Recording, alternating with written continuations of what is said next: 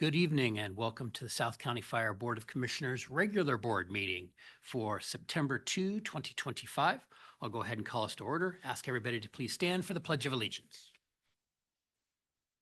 I pledge allegiance to the flag of the United States of America and to the republic for which it stands, one nation, under God, indivisible, with liberty and justice for all.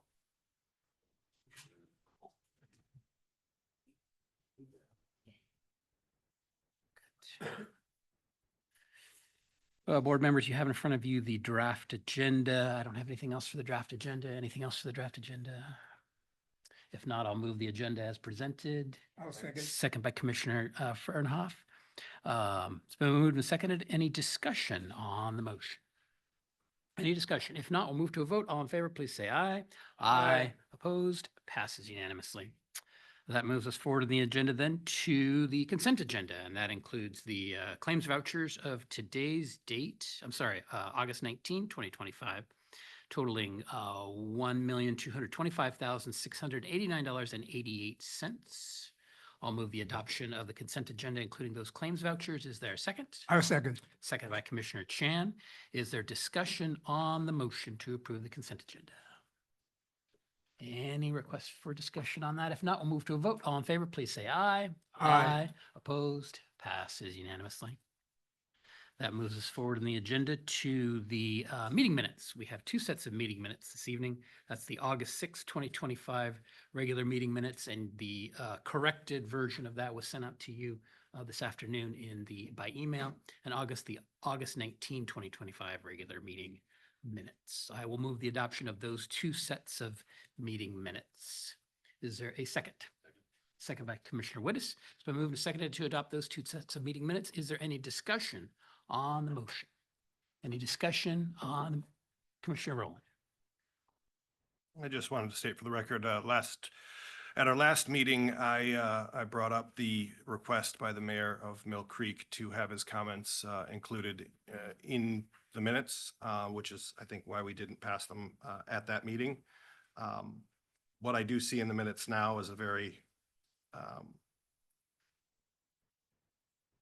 I guess, tactful summation of his actual thoughts that I don't think reflects his comments. I don't know what was so hard about just getting a printout of them and including them. If it wasn't provided, I totally understand that. But I don't like the idea that his words are, I guess, candy coated, for lack of a better term, in these minutes, and would have preferred his comments included in whole. So I am going to vote against approving the minutes, but it's more symbolic than anything else at this point. Is there any other discussion on the motion? Any other discussion on the motion? We'll move to a vote. All in favor, please say aye. Aye. Opposed? Motion passes with Commissioner Rowland opposed. That moves us forward in the agenda then to public comment. Item number 6. We'll start first in the room, then we'll move to our Zoom online platform. I actually have a list here. I'll go ahead and run through the list. After I go through the list, then I'll ask for anybody else in the room that wants to provide public comment. First on the list is Carolyn Drake. If you'd like to come forward, please come forward to the seat there in the middle with the microphone. There you go. Yes, please have a seat there. And then let's just make sure that Ms. Blankenship, is the microphone on? Okay. And so Ms. Drake, if you could please state your name for the record, and then you have 3 minutes. My name is Carolyn Drake and I live in Mill Creek.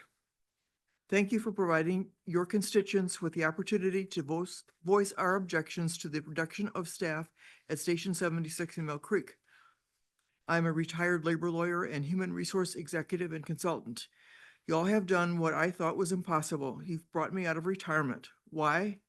The reduction in force has placed my life in grave jeopardy. One day soon, my family history indicates I will have a stroke, and it isn't likely, based on previous calls to 911, that medics will arrive timely. Traffic on 164th Street and Bothell River Highway is often a hot mess, and too many drivers refuse to yield. This isn't part of my printed remarks, but I want to thank Mr. Sharp, he and I had a conversation about 15 years ago about how far away the nearest backup was. And he and I shared a grave concern about that, which ultimately got resolved by the fire marshal. So my remarks tonight are blunt and harsh and mostly directed at Mr. Kenny, because I learned last week that he is the person on this board who represents Mill Creek. You are the one responsible for the reduction in force at Station 76. It is your job to save lives, not put them in jeopardy. You have betrayed the people who elected you. I'm here tonight to tell you face to face that we put you in and we can take you out. I personally have lost all confidence in your leadership ability. You don't have the power or authority to unilaterally break your promise to voters. You are the one who decided not to hold constitutionally mandated hearings before the reduction in force. You are the one who is leading the charge to disrespect your constituents in Mill Creek City Council. You condescend and try to intimidate us because we challenge your betrayal, the validity of your data, and your breach of contract with the voters. You knew or should have known that South County Fire couldn't keep your promise to retain staffing levels prior to the annexation vote. Did you make that promise because you were incompetent, or did you make it because you were dishonest? Either way, you've lost the voters' trust. You expect us to prove future levy increases, and it isn't bloody likely to happen. Carl Sandburg aptly described legal strategy. If the facts are against you, argue the law. If the law is against you, argue the facts. If the law and the facts are against you, you pound the table and yell like hell. When you started pounding the table with arguments about data, I knew instantly the facts and the law weren't on your side. A judge would rule your data is irrelevant because the case is all about your constitutional mandate to hold hearings prior to a reduction in property rights for citizens in Mill Creek. It also could be argued that it is a breach of the contract you made with the voters prior to the annexation vote. It appears, Mr. Kenny, that you've forgotten that you report to us. We aren't going to tolerate your abuse of power and backroom deals. Personal experience of many voters inform us that we can't trust your data or your promises. Power reveals a man. Weak leaders become bullies to mask their incompetence. Your greatest error in judgment relates to the long-enduring strategic political alliance between Mill Creek and Edmonds. You are no match for their brilliant former leaders who have a personal stake in the outcome of decisions made by South County Fire. It's time for you to deliver a sincere and humble mea culpa message to the good folks of Mill Creek. It is time for you to hold the hearings that should have preceded the reduction in force. It is time for you to rebuild trust and keep your promises. You would be wise to remember that you work for us before we decide to vote you out. In closing, I would like to express my deep appreciation and gratitude to Commissioner Micah Rowland for his commitment, courage, and integrity. Thank you for your time. Thank you, Ms. Drake. Up next is Zoe Pilgrim Placey. Ms. Pilgrim Placey, please come forward and have a seat right there. Okay, And if you could please state your name for the record, and then you have 3 minutes. 3 minutes, okay. Zoe Pilgrim Placey, and a couple of things that I wanted to share today. One is that I had put my hat in the ring as a candidate for District 5. Several of my friends and other folks within my community had been asking for me to do that. And so I had to step away for a moment. I had a lot of family matters that I had to attend. So I had to step out for a moment and then call back, and I was assured that if with this position, because I'm a person that wants to put in my 110%, right? My dad's a Marine. You go in there, you do that. I'm a special education teacher, high school teacher, 26 years in right now. So I always put everything into it. So, but I was assured that I could attend meetings possibly by Zoom because my family lives far away and I like to help them. They're in their 80s, and I have a sister, unfortunately, who is dying of cancer right now. So that said, I just wanted to share a little bit about me and who I am and what I stand for. I'm a community member of District 5. I live in 21 Oaks neighborhood and witnessed the exceptional service of our fire departments and our paramedics firsthand. Had to come to my home because I had anaphylactic reaction. Had to come to my home because my husband had a concussion. So wonderful service, always wonderful service. Recently, there's been some meetings I've been listening to about development and Cathcart and all these things, and I'm really concerned. I'm concerned about the big growth that we have in our community and how is that going to impact our people that serve us. And so I want to be that voice. I want to be that. I'm used to being an advocate. I mean, special education, 25 years, 26 years. Oh my. And so I just wanted you to know that I'm an observant and analytical thinker. I'm skilled at problem solving and strategic planning. And throughout my career, I have facilitated important programs and budget committees, served on several budget committees within our school, and upheld policies with integrity. If I'm here to help, I'm a very personal person. I want to hear from all community members. District 5 is very large from Mill Creek, but there's also goes all the way up to Eastmount area neighborhood and 21 Oaks and down parts of Cathcart. So I'm here to help be that voice and to help guide and just participate, be a community member, participate. I've been volunteering over 15 years at my church. And I just was looking for something else to do. And again, a lot of my friends said, you should just see what's available, what's open. And so I looked up and I saw District 5 was, and I was part of it. So that's what brings me here. Thank you so much for listening. And yeah, Thank you, Good Ms. luck. Pilgrim-Placey. thank you. You're welcome. Next up, we have Audrey Johnson. Audrey Johnson, please come forward. And Ms. Johnson, please state your name for the record, and then you have 3 minutes. Hi, my name is Audrey Johnson, and I've lived in this community way back when you guys were District 111, and then District 1, and now South County Fire. I've watched this agency grow from a small department into the largest EMS provider and fire provider in Snohomish County. Over the years, I've admired your innovative programs, your progressive approach to prevention and emergency response, and celebrated the state and national awards that your personnel have won. So when the opportunity came in 2022 for Mill Creek to annex into the RFA, I, like most residents, voted yes. I was proud that you would be our fire department to serve, to lead, and protect our community. But what has happened over the past few months has been deeply disappointing. Under your new deployment model, you reduced the number of dedicated medic units in the RFA, removed 2 firefighters from Fire Station 76, including 1 medic unit, and left Mill Creek and the neighboring area without ALS transport and with longer response times. Commissioner Kenny, at your earlier August meeting, you said that Mill Creek residents were emotional. You're right, we are emotional because lives are at stake. We supported you and we believed we would receive equal or greater services, not less. We voted yes so that when we call 911, often in the most stressful, emotional moment of our lives, our firefighters would be there as quickly as possible with the best care possible. This is not an abstract for me. This is a personal thing for me. When my grandmother had a stroke, when my mother suffered pulmonary edema, and when my newborn son stopped breathing and turned blue in my arms, they all needed rapid paramedic intervention and immediate ALS transport.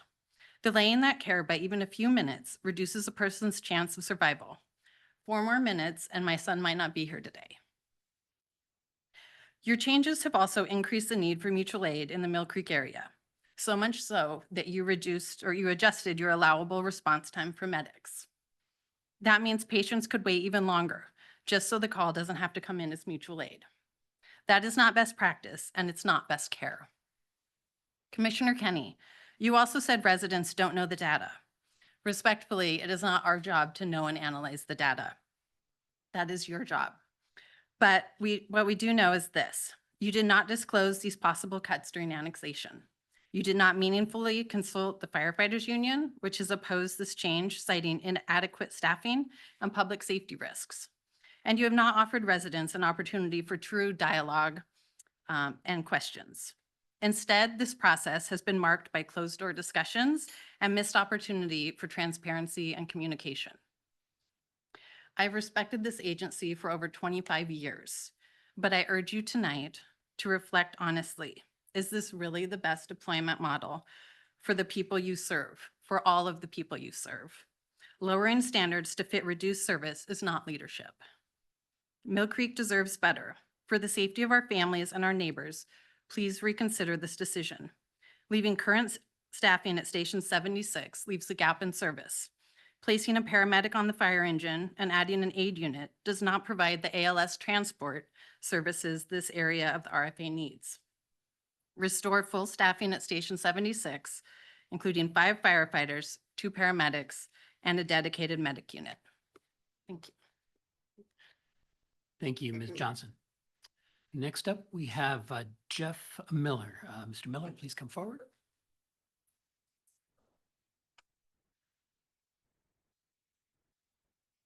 And Mr. Miller, if you could state your name for the record, and then you have 3 Yes. minutes. My name is Jeff Miller. I live in Mill Creek. I'm here to speak about Medic 76 and the removal of the paramedics. 4 years ago, when we moved to Mill Creek, we were asked about annexing into South County Fire. We were assured that services would not be changed. Services have been changed. You've removed paramedics. Response times are going to increase. You've endangered the lives and well-being of the citizens of Mill Creek. Before we annexed in, our daughter had a cardiac issue. The prior fire provider responded quickly from Station 76 and transported her to the hospital. Were that to occur today, I fear that she would not have received the care she needed, and I don't know what the outcome would have been. Your dismissiveness towards the citizens of Mill Creek, towards the City Council of Mill Creek, is appalling. And I will work as hard as I can to replace every commissioner up there who has voted to do this. Thank you. Thank you, Mr. Miller. Next up, we have Nancy Balthazar. Very good. Ms. Balthazar, please come forward. And Ms. Balthazar, if you could please state your name for the record, and then you have Yes. 3 minutes. Thank you. I'm Nancy Balthazar. I'm also a resident of Mill Creek. I've lived in Mill Creek 13 years. I've seen a lot of changes. I've seen our territory increase by leaps and bounds. I don't know that, Mr. Kenny, if you had an awareness of how vast we are and how difficult it will be to reach the far east areas of our community if we are shorted some of our prime responders. And especially my concerns are, I have witnessed just in my neighborhood in Winslow, so many emergencies, varying from heart attacks. One man just dropped dead in the street, just jogging. I've had neighbors that have had strokes. I've had people that have had emergencies with their children, accidents, bicycle accidents, car accidents, all kinds of home accidents, which required immediate response. Now, if you're coming along 164th, and I'm sure a lot of you have traveled that way, and you're in the traffic, it's true, people do not move. They don't either hear the sirens or they're just very confused. And it takes a long time for the responders to get through that traffic. If you're adding on those additional minutes, I know from working at Swedish Hospital in many critical areas that minutes save lives. If you're decreasing the minutes, you're going to lose people. And our people, I'm sure the people of all the neighborhoods are vital, but we don't want to cut the time. And by doing what you have done, by taking away our very responsive people that are needed, it is going to cause accidents and it's going to cause lives. And that's what I'd like to say. Thank you, Ms. Balthazar. Is there anybody else in the room that would like to address the board in public comment? Anybody else for public comment? If not, let me turn it over to Ms. Blankenship. Ms. Blankenship, on our Zoom platform, is there any request for public comment? There is not. There is not. Thank you. I'll come back as I usually do one last time in the room. Is there any final request for public comment in the room? If not, thank you. We will, yes, Commissioner Rowland? I prepared a statement as well. Is this for public comment? Yes, Okay. Well, then I guess you have 3 minutes. thank you. For those of you who don't know me, I'm Micah Rowland. I serve as a commissioner on this board. I'm talking tonight in public comment because I believe that the public deserves more than just technical justifications and closed-door deliberations. They deserve honesty, humility, and accountability. When this board removed paramedics from Station 76, it did so without the proper public engagement and engagement of city leadership, and without regard to the promises it made to Mill Creek. That was bad enough, but when the public pushed back, when city leaders came into this room and did their job by advocating for the residents, this board responded not with reflection, but criticism. Instead of listening, it deflected. Instead of engaging, it dismissed. That's not leadership, that's tone-deaf governance. And then when the question of restoring service came up, the board deliberated in executive session, shielded from public view in a manner I believe violated the Open Public Meetings Act. That's why I blew the whistle at our last meeting, because transparency isn't optional, it's foundational. We're elected to represent our districts. That means showing up with humility, not hubris. It means respecting our city partners, not undermining them. And it means listening to the people we serve, even when it's uncomfortable. I've read the public comments and I've responded to almost every single one of them. I've heard the stories. I was at Station 76 last week and spoke with the residents there. And I've seen the damage that this has done, damage to trust, to morale, and to community confidence that we need to do our job well.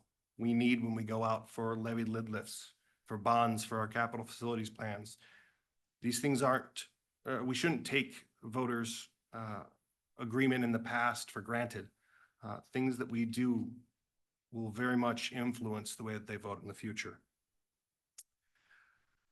But I also believe that we can repair the damage done if we're willing to own up to our mistakes and to change course. I'm calling on this board to revisit the Station 76 decision in a fully public session with full transparency and full accountability, including full discussion over the whys. Let the community see how we govern. Let them be part of the process, and let us prove that we are worthy of the offices we hold. Thank you. Thank you, Commissioner Rowland. And that concludes public comment. That was item number 6. We move on the agenda then to item number 7, which is the Fire Chief's Report. Good evening, Chief Eastman. I mean, Chair Kenny, board, public, liaisons and staff. Chrissy's going to give the bulk of the report, and then I have one additional item when she's completed. Thank you, Good evening. commissioners. So I get the pleasure of talking about something that's one of our favorite things to do, and that is to award Community Lifesaver coins to people in our community who have taken actions and made decisions that have saved lives. And so this incident happened at the Mill Creek YMCA. On July 23rd, there was a pickleball player who went into cardiac arrest. His pickleball partner, Pharrell, who's the man to the far left in that photo that you see there, he immediately started chest compressions while someone called 911. YMCA staff member Deanna Burns alerted employees across the building. Other staff members, Kristen Klauser, who teaches CPR, and Jen Farlow, they grabbed AEDs. Jen delivered a shock while staff member Cindy Mascari directed people at the scene. When firefighters from Station 13, just across the street from the Mill Creek YMCA, when they arrived, they found the patient alive, he was conscious, and he was breathing, and they rushed him to the hospital. We found out he was recently released to go back home with his family, which we know is not an outcome that we get to see every day when someone goes into cardiac arrest. So we had a chance to thank all the people involved not only did they know what to do in this situation, they had the courage to do it. And we appreciate them and we thank them for their efforts. And we also encourage everyone in our community and beyond to learn how to act yourself. We here at South County Fire teach a free 1-hour class that teaches you 3 things you can do to save a life in the minutes before firefighters can arrive at the scene. And those 3 things include administering an antidote for overdose, performing hands-only CPR and using an AED, and putting a tourniquet on for bleeding control. So we teach those classes online and in person, and you can go to our website to find out more about that. And while I'm here, I just wanted to share some upcoming events that we have on the next page here.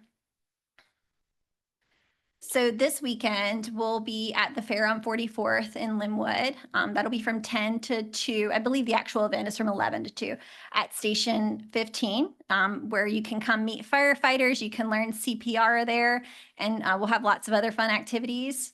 We also have coming up on Saturday, September 20th, we have an emergency preparedness expo.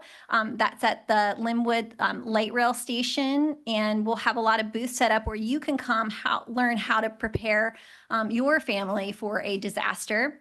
On Saturday, October 4th, we're going to have a Fire Prevention Week open house at Martha Lake Station 21.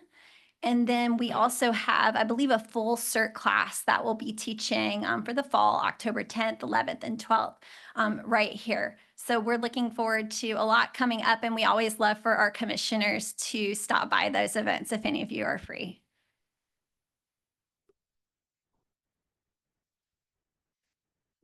The only other thing I have is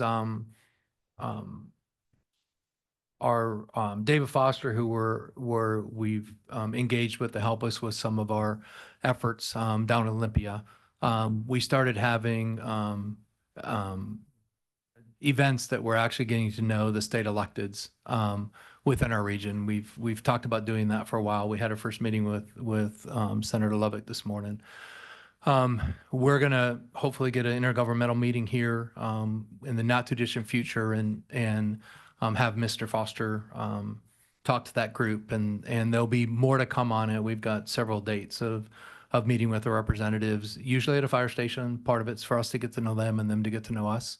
So that started, and there'll be more to come. We owe intergovernmental another meeting and a meeting with Mr. Foster to move that forward. So wanted to make sure the board was aware of that, and there'll be more to come in the future. And that's all I have for Chief's report tonight. Great. Thank you, Chief Eastman. Questions for the fire chief or Director Veely on the chief's report? Commissioner Chan.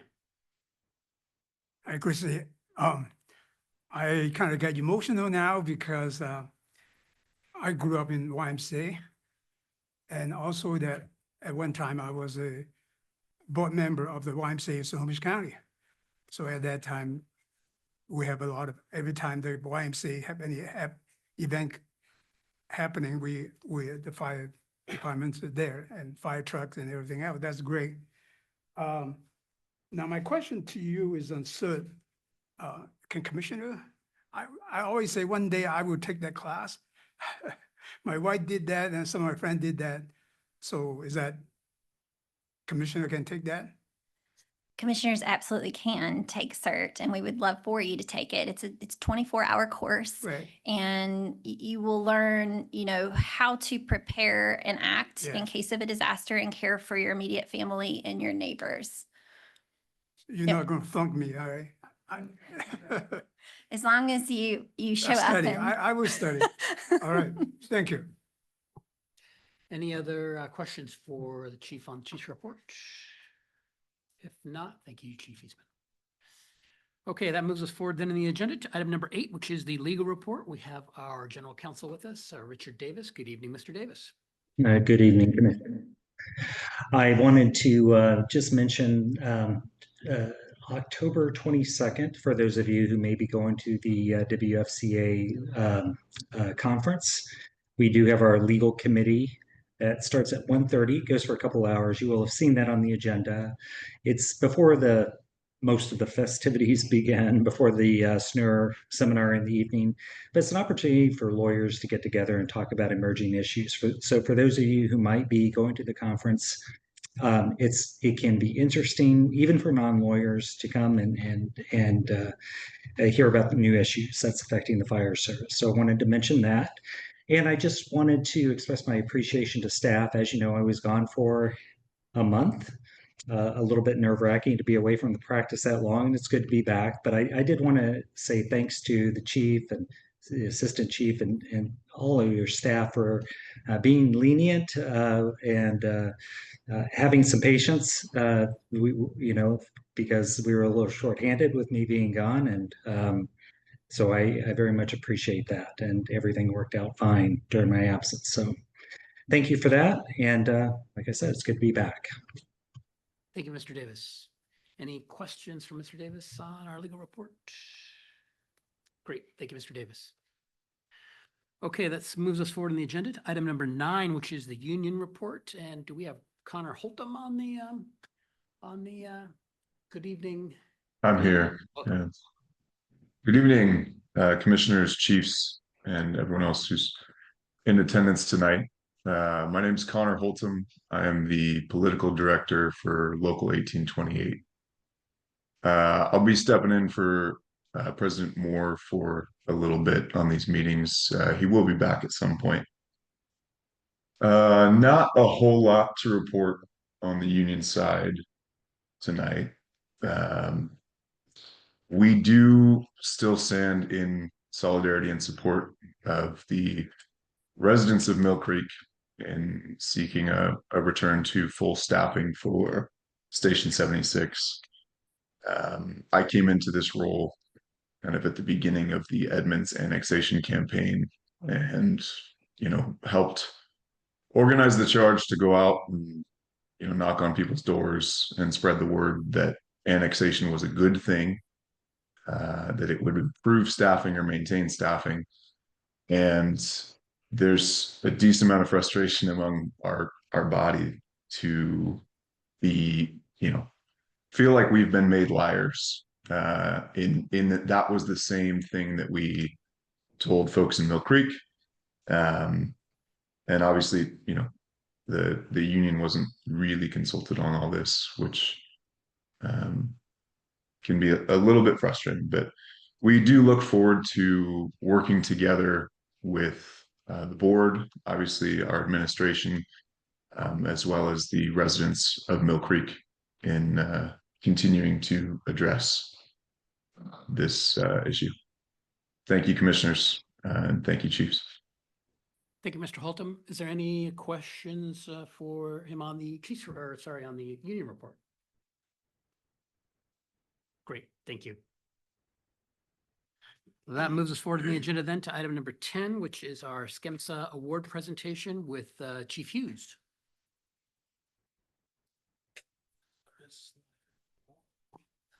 Good evening, board. I get the pleasure of introducing a couple wonderful people in our county that have done an outstanding job of furthering EMS in our county. So I'd like to introduce Dr. Kay, who's the Snohomish County Medical Program Director for Snohomish County EMS Agency, and Director Scott Dorsey, who's the Executive Director of SCEMSA.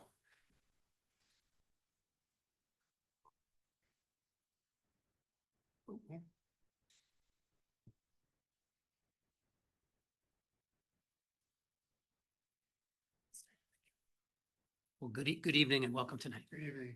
Thank you. So I kind of come from a long history of, some of you may know me from years back, but I spent 30 years in the fire service in Snohomish County. I retired, and as many of my colleagues tell me, I've failed miserably at retirement, as I am now the director of Snohomish County EMS Agency. But also, if you've been in a meeting, if you're a fire chief, if you're a commissioner, if you're a stakeholder, you will know these 3 things that I'm about to say. The Snohomish County EMS Agency is very focused on 3 things. The first of all is building trust. It's very important for us to build trust with our stakeholders, with our partners, with our people on the street. I feel like over the years, we've kind of lost a bit of that trust of our past history, but we've turned the page and we're really focused on building that trust again with our community. And I feel like we've gained a lot of momentum in that area over the last year. The second is developing systems. One of the things that really kind of took us back in building that trust is we didn't have systems in place, things that were repeatable, things that people could count on that were going to happen day in and day out. And so while we're not quite there, we're working hard on developing systems. We brought things in like EMS Connect, which is a learning management system for all 1,800 of our providers across the county.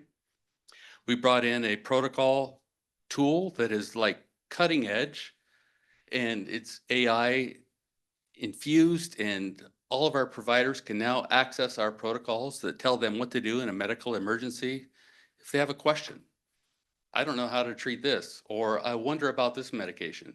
Type in a general question, you'll get specific answers on how to best treat our patients in the community. The last is supporting our providers, and probably should have been the first, because supporting our 1,800 providers, Snohomish County is the third largest EMS system in the state. So those providers wake up every morning, they come to work, and they figure out, how can I best serve my community? And their inspiration to us is incredible. That's literally why Dr. K and I get up every morning. That's literally why I'm not just retired and enjoying my 3 grandsons, because we are very dedicated to supporting our providers.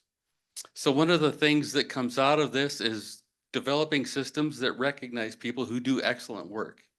And I'll turn it over to Dr. K to talk about some of the excellent work that Snohomish County Fire has done in our community. Thank you so much, and thank you for having us here. We're very honored to be here. I'd love to get to know each of you more individually, but tonight's not really about me or us. It's about these people that we're here to honor. And I'm very proud of these new awards that we've developed, the Snohomish County EMS Agency Annual Awards. This was our inaugural year, if I can say that word. And so I'd like to honor with South Snohomish County the Collaborator Award. So the Collaborator Award goes to an EMS professional who exemplifies teamwork across agencies. This award honors those whose efforts have united emergency services teams, enhancing response effectiveness and improving patient outcomes. So if you'll humor me for a minute, I'd like you to hear the nomination that won these people this award. So this award goes to Captain Keith Sharp and community health worker Jordan Marine. I said it right? Good. So I'm proud to nominate Captain Keith Sharp and community health worker Jordan Marine for a Collaborator Award in recognition of their exceptional leadership, teamwork, and community engagement through the implementation and growth of South County's FIRE's CORE, which is the Coordinated Response to Overdose by EMS program. Captain Sharp has led the CORE program from its inception last September, building it into a regionally progressive initiative that addresses opioid use disorder through a multifaceted response model. His vision and drive brought together clinical innovation, most notably the administration of buprenorphine in the field with deep community-rooted partnerships. Under his leadership, the program has established collaborative ties with a diverse group of stakeholders, including Snohomish County Health Department, the University of Washington School of Social Work, the Co-Responder Outreach Alliance, and local recovery centers like Ideal Options in Fairfax. These partnerships have been vital to creating a seamless continuum of care for individuals suffering from substance use disorders. Community health worker Jordan Marine is the bridge between emergency intervention and sustained recovery. He engages patients during their most vulnerable moments, offering compassionate follow-up, connection to treatment resources, and consistent encouragement throughout the recovery journey. I just have to intercede here. Giving medications is one thing, but that follow-up and that connection and that human factor cannot be underrated. It is critical in helping people with opiate use disorder. Jordan's ongoing support and coordination has significantly increased the program's success in transitioning individuals from crisis to care. Together, Captain Sharp and Jordan have achieved remarkable outcomes. 202 patients were referred to the CORE office for substance use disorder. This is in 1 year, less than 1 year. 112 patients were effectively contacted by the CORE team. 83 individuals are currently in recovery, 33 with opiate use disorder and 50 with other substance use disorders. 36 buprenorphine inductions in the field. That's a medication we give to help people not want to use fentanyl again. And 280 naloxone leave-behind kits were distributed to the community, and that's a reversal agent for opiates. These results are not only a testament to their work ethic, but also to their ability to collaborate across agency lines and disciplines. They regularly work with recovery facilities, transportation providers, law enforcement, and EMS personnel to ensure that every patient encounter is part of a larger care strategy. Importantly, this program would not be possible. Well, we'll skip this part. But this has all been in collaboration with SCEMSA, and we really appreciate that call out.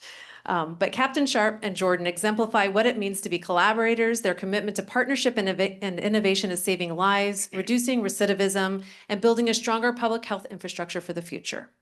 So I'd like to invite them up to award them with certificates and give them the new SCEMSA challenge points.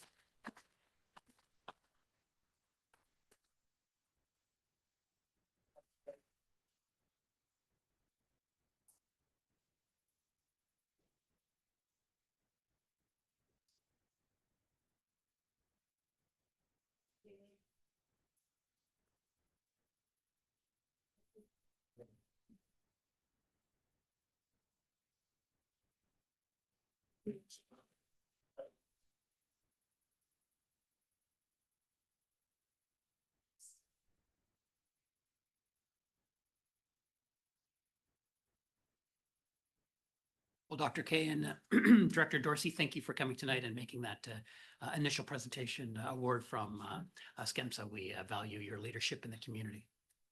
Thank you. Oh, yes, if you'd like to say, Commissioner Chan. Yeah, Dr. K, we, through Chief Maxwell, we heard your name so many times. And finally, we got to see you. That's great. And we heard a lot of good things you guys do. I really appreciate your work. And I think that we, especially under the leadership of Maxwell, we are really go on the medical part of it and really, and we continue want to expand and improve our service. Right? Thank you. Thank you. And I want to thank Director Dorsey and Dr. K. Thank you so much. It's been a tremendous couple of years of rebuilding the organization. And to me, this is the zenith when you start to be able to recognize people. I mean, it's so important. So thanks for taking the time to do that. And I'm so proud of you guys. Congratulations. And I just want, also I'm going to circle back to the board. This was the UW state program that we lost funding for, and the board approved us to keep the program going. And it's clearly making a difference. So thank you. We've got more. We'll talk more about the program and future funding, but you allowed it to continue for the rest of the year, and it's literally saving lives. So thank you. Thank you, Chief Maxwell. Okay, that, Chief Eastman, anything else on? Okay, so we're ready to move forward in the agenda then to item number 11, which is unfinished business. And that is 11A, Mill Creek deployment continued discussion. And the update from our last meeting on that is with the Intergovernmental Committee and Commissioner Wittes, who has some updated information for us. Thank you, Chair.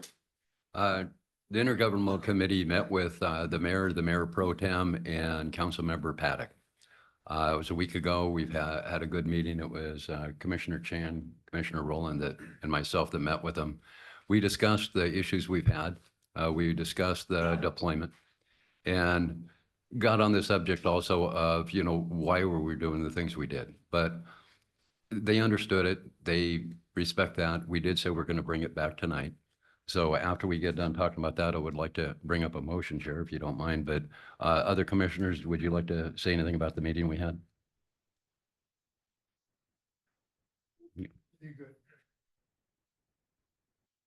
Commissioner Rowland, did you have anything to put into the meeting?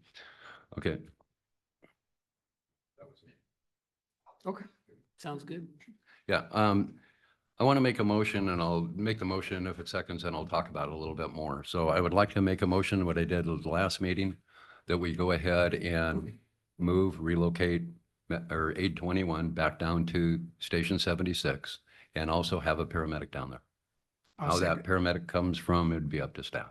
And that would be the original staffing that was there when the annexation occurred. In discussions with the mayor, that's exactly what the mayor said too. The mayor agrees it was for 5 people at that station, 1 being a paramedic.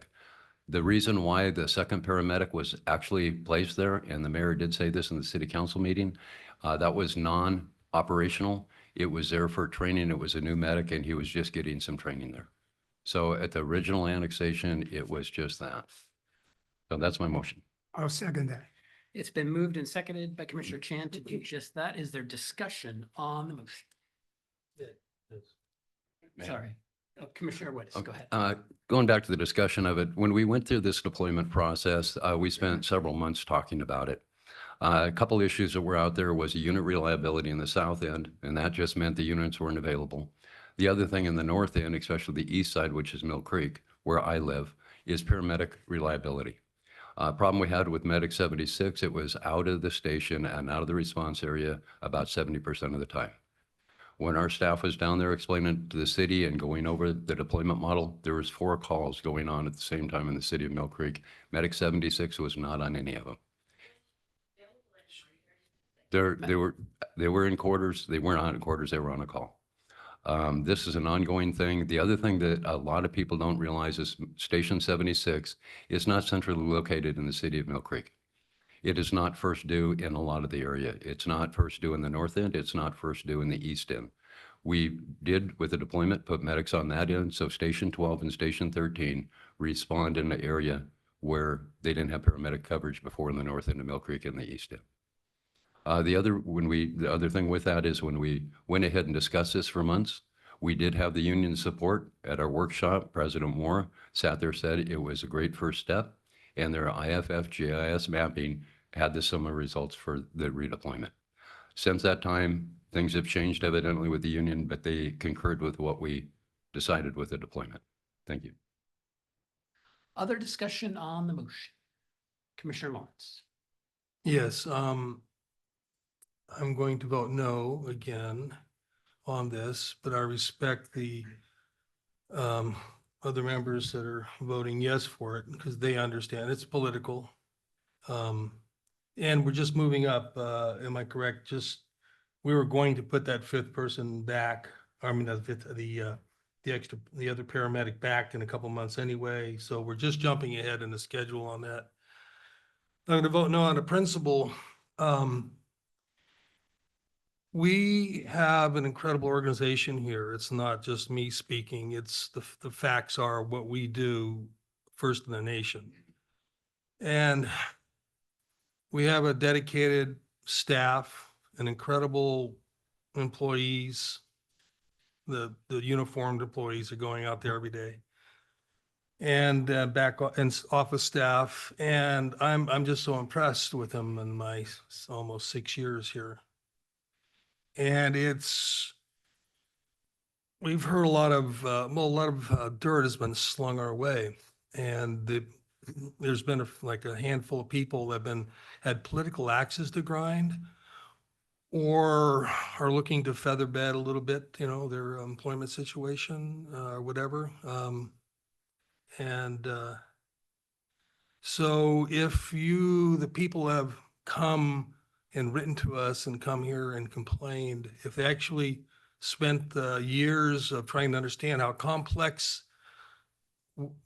this operation is and didn't listen to the first person that whispered in their ear and go off half-cocked and come and sling dirt, which affects the morale of the place, and it has caused dissension. It's a serious thing. It's maybe sowed the seeds. Hopefully we'll overcome it. This is not, well,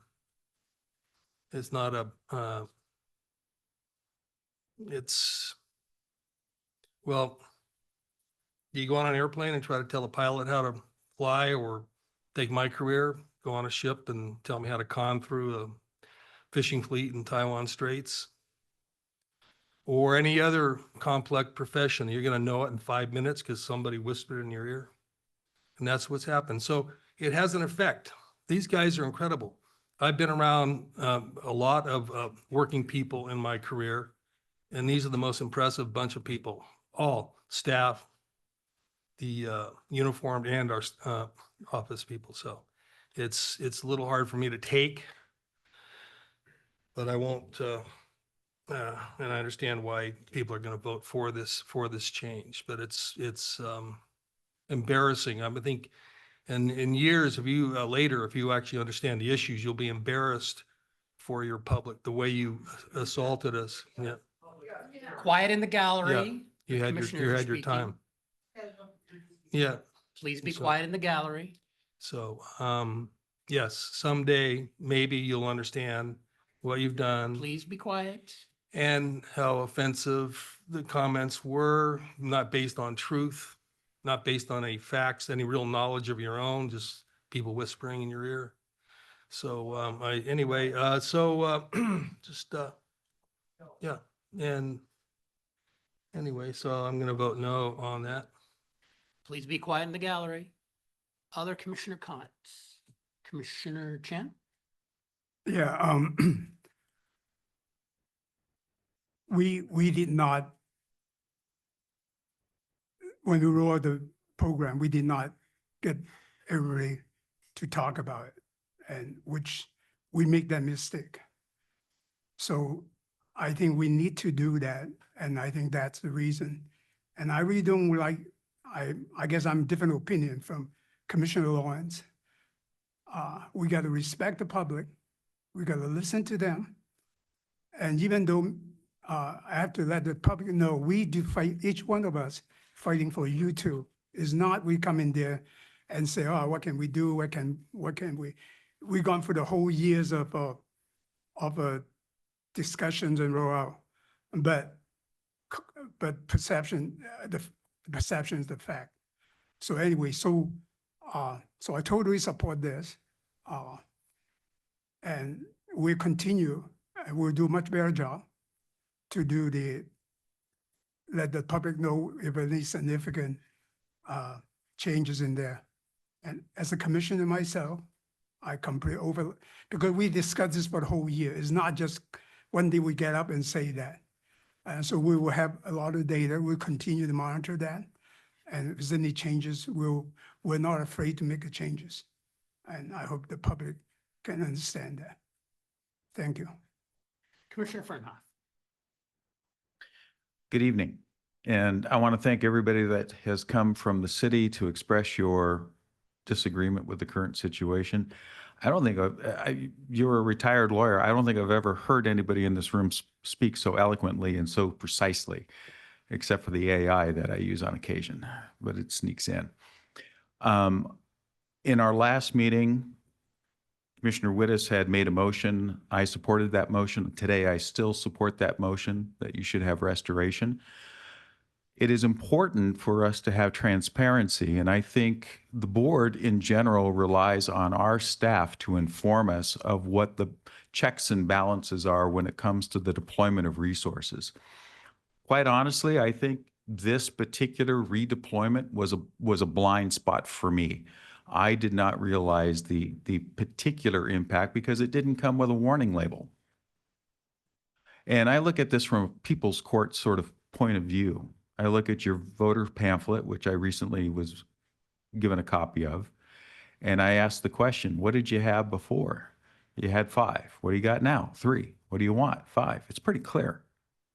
So my support is in the spirit of let's reset. Let's have a discussion. Let's talk about the best approaches going forward. And we'll share that data, share the model, share the mindset before a change is made. At least that's my promise to you. So I hope this evening my fellow commissioners will take that into account when they make their decisions. Thank you. Other discussion on the motion? Commissioner Rowland? I already kind of said part of my piece during the public comment section, but I am disturbed at the comments directed towards the public and towards city officials from members of this board in the past and tonight.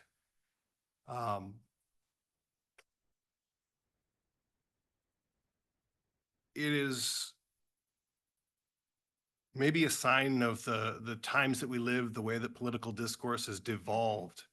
But it's not excusable.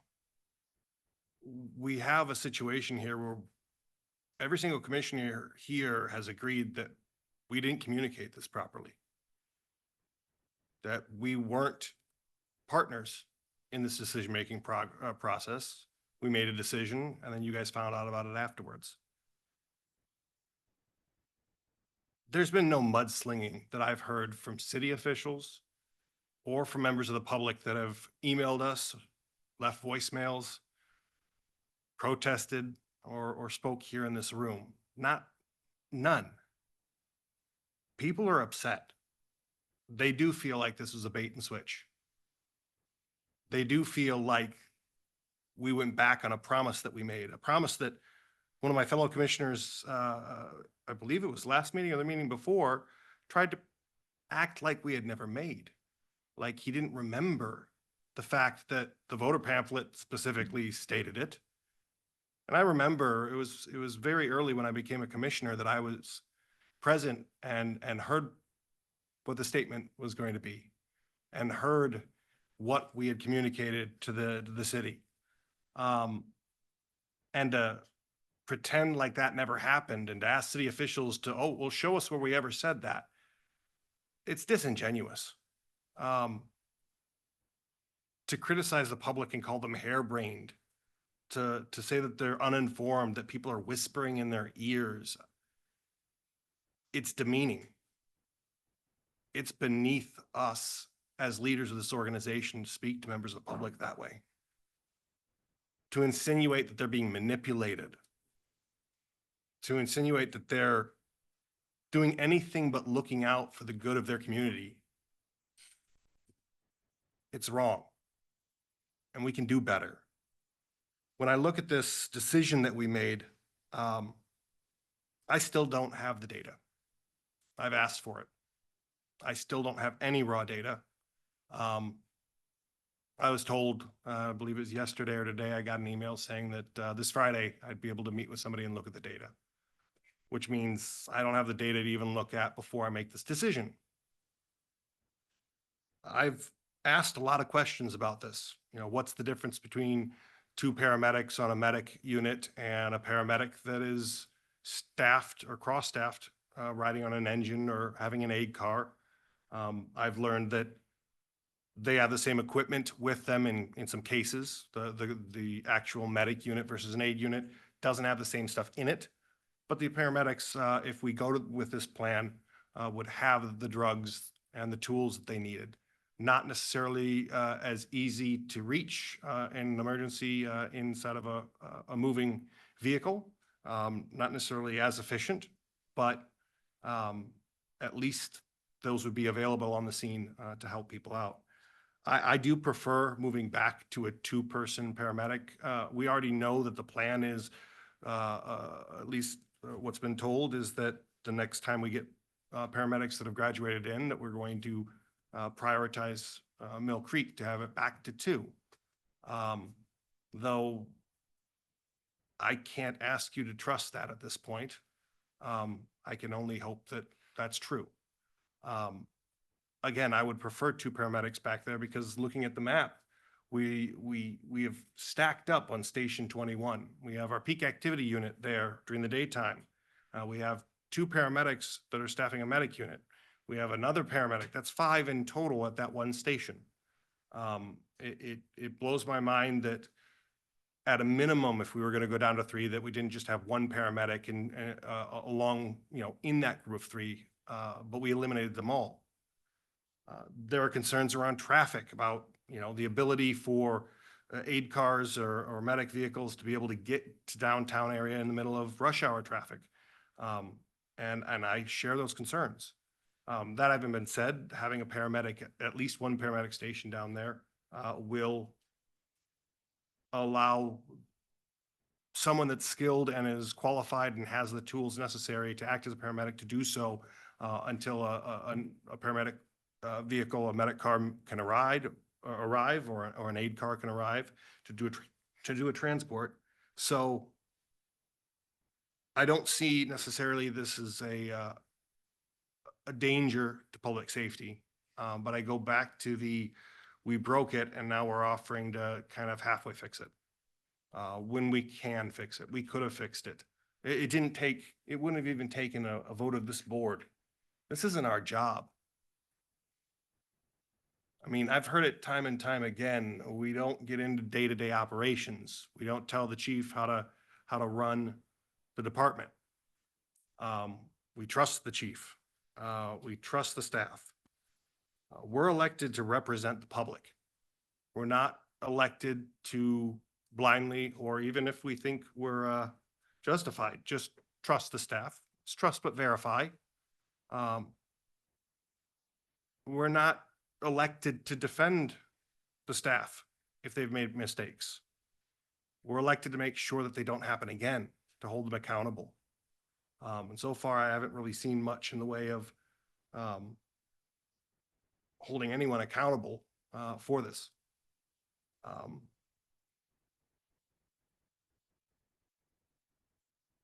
And as I said, last week, we had an opportunity to talk about this all in open session. I've heard some good information tonight, but I don't know why. I don't know the reasoning for not just putting 2 paramedics back, knowing that we're going to have one in 3 months that we could put at Station 21, knowing that we could make it right with the community, make them feel whole. Because that was all done behind closed doors, ostensibly to consult with our attorney on pending litigation, when we had already received information that said we didn't have to worry about the threats. So I don't think we entered into that executive session in good faith. And for that, we should apologize. I did what I thought was right at the time, and I still believe it was right. I've talked to numerous elected officials. This whole process, it's a symptom. It's a symptom of the fact that there isn't the humility that I think is necessary for us to do our jobs well up here. And that's something that a motion, a resolution isn't going to fix.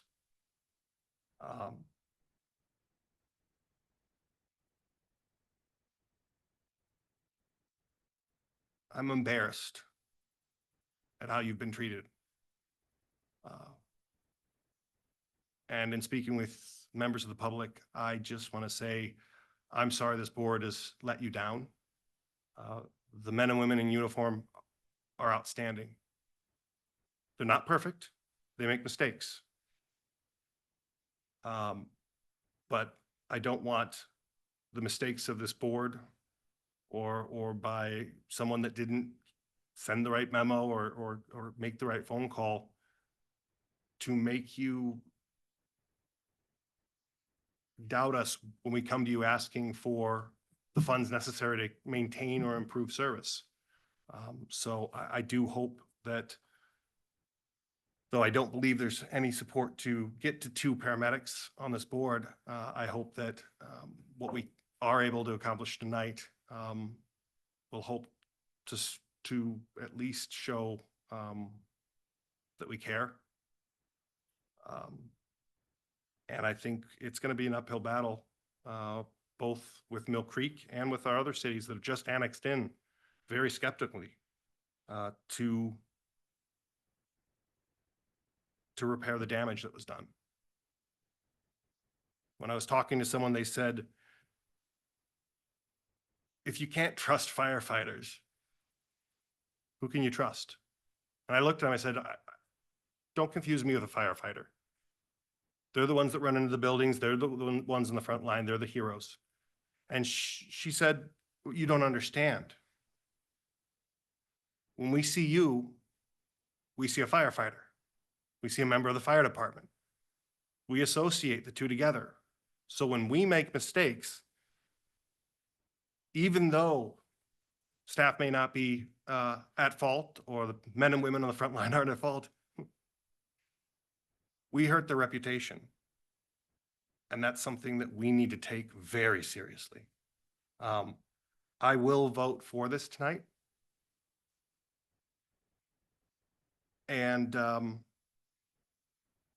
I will work to make sure that you guys are included in the future.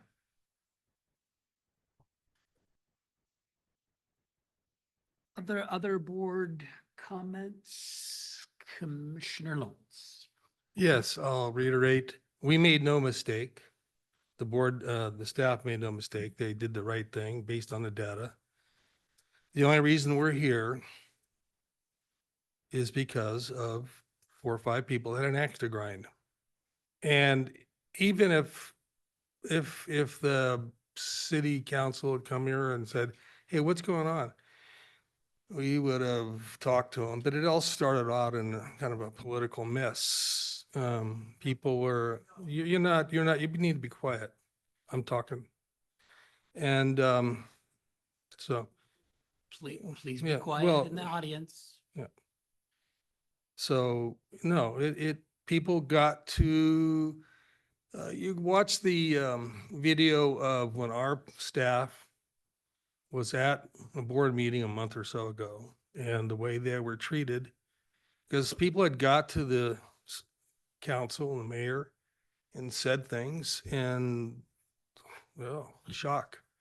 And it started off, we just got the ball rolling and more of the 4 or 5 people stirring things up. And we're here now. And the staff made no mistake. They made the best decision based on the data.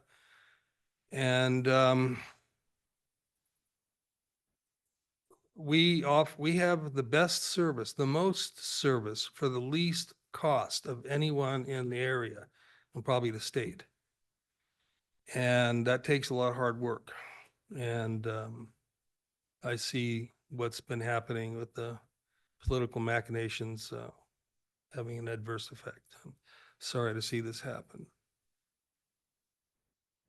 Other board comments? I'll chime in and say that I think that we need to stay focused on a data-driven approach. I think that's what Chief Eastman and his senior staff have presented and recommended. And that's why we tried this test. To stop it now will defeat the purpose of getting the data and finding out if it does in fact provide the better service that our experts, the chief, thinks that it will. I think we need to stay focused on the life safety aspects of follow the data and follow the recommendation of our experts to see if it will happen and not follow political pressure. So I'll be voting no. Other board member comments?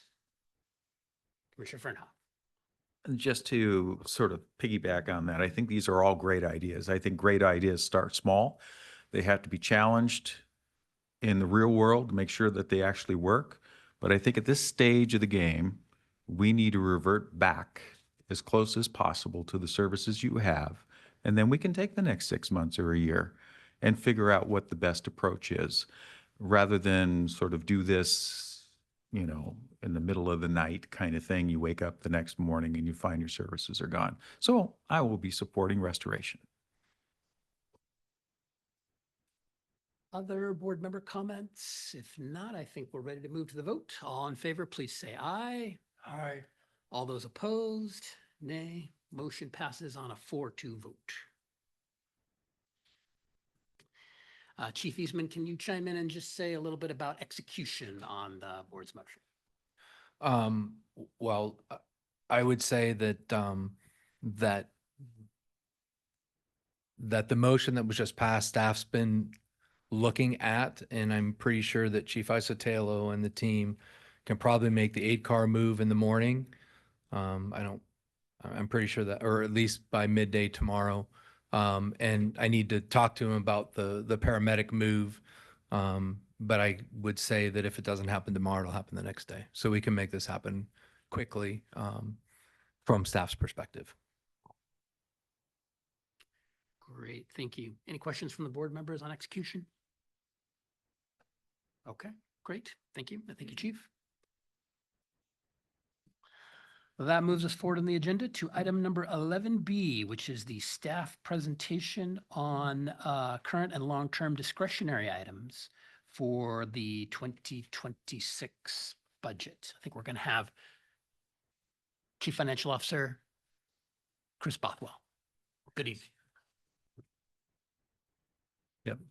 Good evening, Board of Commissioners. I'd like to say a word as we get started on some of the discretionary budgetary items.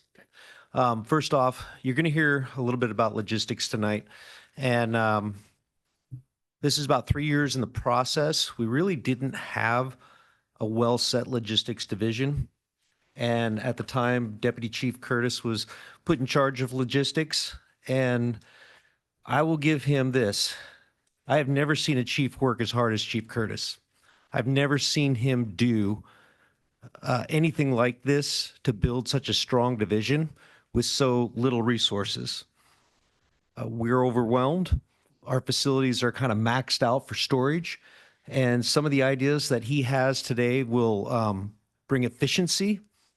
And I think I just want to take this opportunity before I let him speak and say, James, thank you for having patience. Thank you for being there for us and getting this done. I appreciate you. Thank you, Chief Anderson, for those kind words. And I'd also like to recognize your efforts and those of my team that represent facilities. I'll start over. Thank you, Chief Anderson, for those kind words. I'd like to echo those very kind words back towards you for your support, and also recognize the members of my team that represent facilities, fleet, and logistics central stores. Those are the unsung heroes. So thank you. Okay.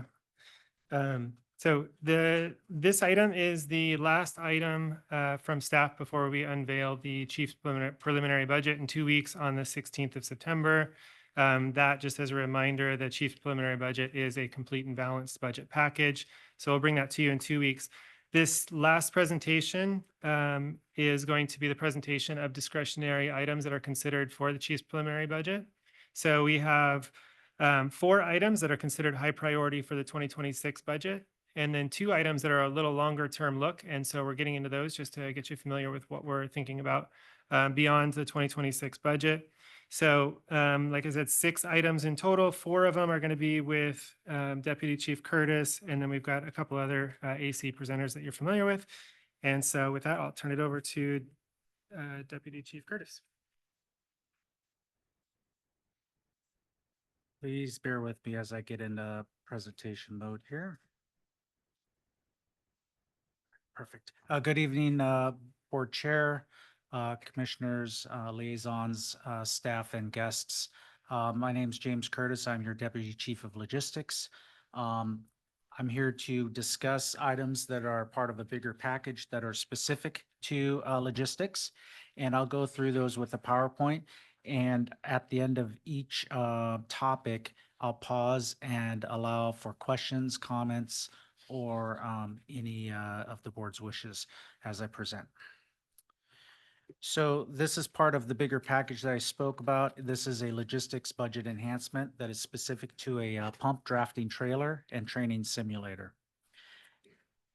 Over the last 2 years, we've recognized that we don't have efficiencies in our fleet side of the house as far as performing NFPA required pump testing, and the scheduling conflicts that occur with taking apparatus in and out of service and coordinating efforts with a training division, EMS division, and basically the whole RFA. So this is a novel concept in the sense that we don't want to use a outside vendor. We want to contain costs and bring that internally within our fleet. We have, at this point, we have 3 ASE and EVT certified technicians that are able to perform these tests.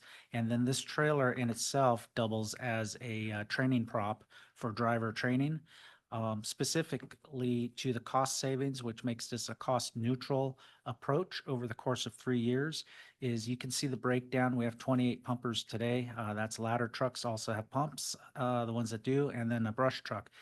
Annually, we expect to spend about $16,000 to $17,000 and support that with labor rate through the City of Linwood ILA. That's at $150 an hour. We expect that to be about 2 weeks the way we do it today.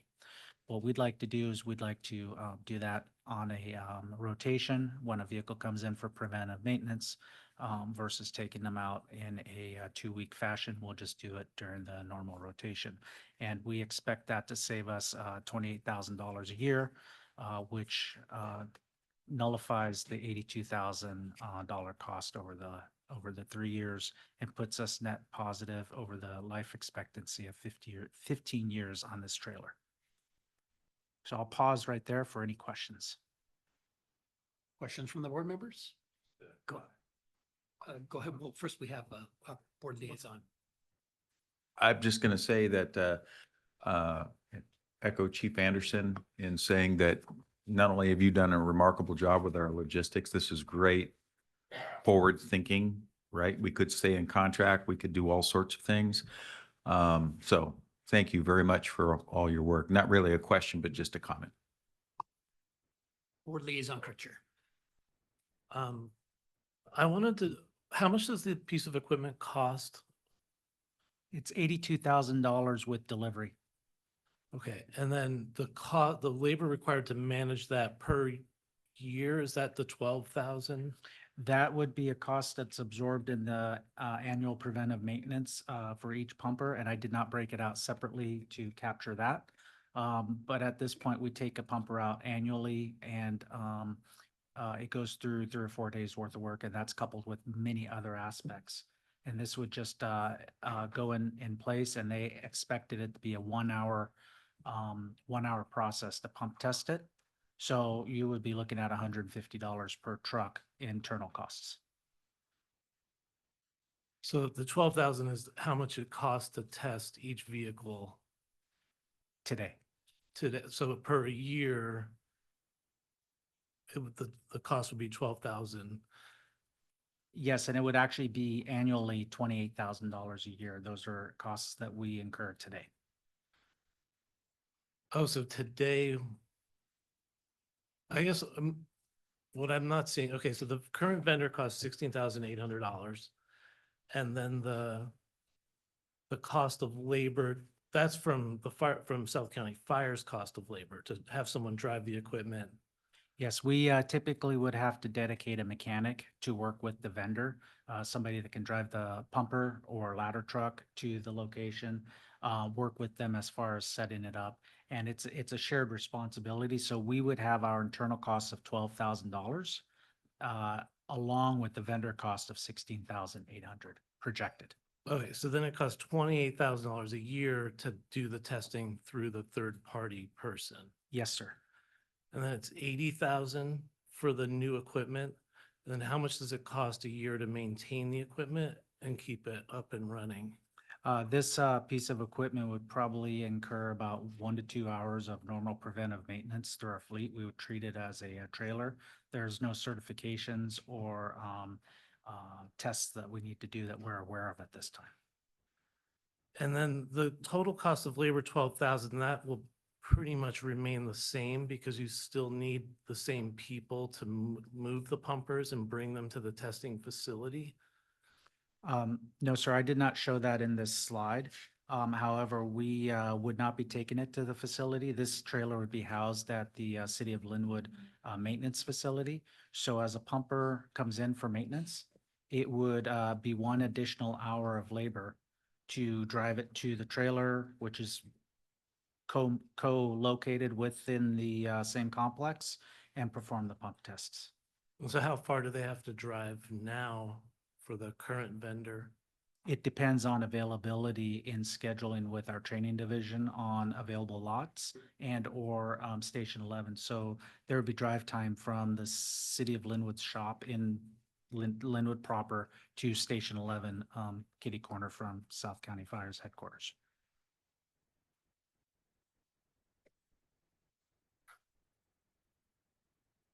This is a trailer that we've during our research we found is in Camino, Granite Falls. Central Pierce, I believe, has 1 or 2. Puget Sound Fire has 3. This is a workaround for large agencies that don't have a drafting pit. Typically, a fire department of our size, of our volume would do this internally with a drafting pit. When I was first hired in South County Fire in 1997, behind Station 21 today, there was a pit that was maintained and operated by our fleet staff. And that's where we did the pump testing. Since then, through contracting out fleet services, when we were with East Side Monroe Shop, we lost that ability. When we left the East Side Monroe Shop, because they did have a pit or the same ability, when we brought that internally to the city of Linwood, they do not have a pit. So this is an attempt to try and resolve some of those inefficiencies. Sir. How many, you said there's 3 people in South County Fire that are trained or certified for the pump test? Currently, there are 3. We lost 2 that were retired out and or transitioned to another agency. At one point at our height, we had 5 that were certified to do this. We're sending 3 people out next week to start working on their certifications. It's part of a whole booklet of certifications for ASE and EVT, which is Emergency Vehicle Technician. Certifications, which is a national recognized certification level. We've had a large transition of staff, and we are working with the anticipations of within 2 years of having the majority of the staff at the Linwood shop, which are 9, staffed fully and credentialed appropriately. How much does it cost to maintain training or to provide training to someone? As far as EVT certification, I don't have that information right now. I can get that for you if you like. Well, I just think that the labor required to manage, like for 12,000 is what you're saying it costs South County Fire just to facilitate the pump testing. But then I think that there's still a cost associated with that for South County Fire, even if we have the pump truck. So it's like, I don't see that you've accounted for all of the costs. So maybe I can help. So by getting the pump draft trailer and storing it at the Linwood shop, as the Linwood shop upstaffed, we'll have engines now that will go in what we call doing PME, which is their annual where they get the truck for a week. Now, rather than us having, I'm going to say the pump test rodeo, right, where we bring in a group, they're here for a week and we run all our trucks through it. Now what'll happen is we'll have the device at the shop. When the truck comes in for doing its PM work, when they have it for the week, doing their preventative maintenance work, the shop will just take it over, do the pump test and send it back to us. So we won't actually do what we used to do. In other words, we won't have the logistic challenges that we have now of bringing engines and ladders and why the consultants here doing the work, because they're only here for a short time. And so it'll allow us to actually have it done on a very frequent basis, and would take very little of our staff time anymore. And the Linwood shop folks would just do that as part of their maintenance on the trucks, and they would make sure every truck gets an annual PM. And then while it's doing its annual PM, it'll do the pump test as part of having the tool there to do it. So it'll be far more efficient and less firefighter staff affiliated with it. And really, in the long run, it'll be more cost effective and efficient for the RFA. Thank you. Any other questions? Yes, sir. Okay. Sorry, I've never seen one of these before. Can this draft on a scene, or is it just a drafting pit on wheels? Essentially, this is a 2,000 gallon tanker, water tanker. And so it does not have drafting capability. The concept is, which I didn't speak about, which is in my budget enhancement packet, is also the water savings that we would save by not flowing water during training times onto the pavement that goes down the storm drains. And there's a lot of water waste, excuse me. Yes. And this is a green solution to an ongoing problem with with water conservation. The water is recycled inside the tank on the training purposes. I was focused mainly on the fleet maintenance side, but the training side is also of equal importance where we get to recycle that water. And then also it can simulate driver training, some failures in pump operations or lost supply lines. So basically this is a vessel that's all contained in one system, and it's becoming pretty prevalent. There's several companies that offer this product, and you'll see many recognized large fire agencies along the West Coast into the Midwest that use this concept. Okay, thank you. Thank you. I'm sorry. Oh, Commissioner Fernand, questions? Yeah, I just wanted to, since Commissioner Wittes had mentioned the fact about training and you've just illustrated what that looks like, I can tell you that I had a shock factor stopping by my old fire department where I was and walking out to the training ground, and there was a meter on the hydrant. And I went, what is that? And I spoke to the fire chief, and he says, yeah, they're making me pay for every gallon of water that we flow, whether for training, whether for preparedness, whatever the case. So the fact that you have a closed loop system that we can recycle that water is exceptionally good news. Thank you, Commissioner. The next item Oh, sorry. is, Commissioner Rowland has. oh, I'm sorry. Just real quick, I kind of got lost a little bit. There's a lot of questions that came from our liaison. So what you're saying is right now we're spending $28,000 per year. If we spend this $56 or $82,000 and have the unit on site, minus costs that may not be in here, maintenance for the actual unit itself, things like that, these end up being zero? Other than the cost of labor being reflected down to 1 hour per pumper, which is 200 or 28 hours at $150. I didn't factor that out. Okay. That would be your labor, and that's already reflected in our preventive maintenance budget that we allocate annually as is. So that's a cost that we would maintain. All right, thank you.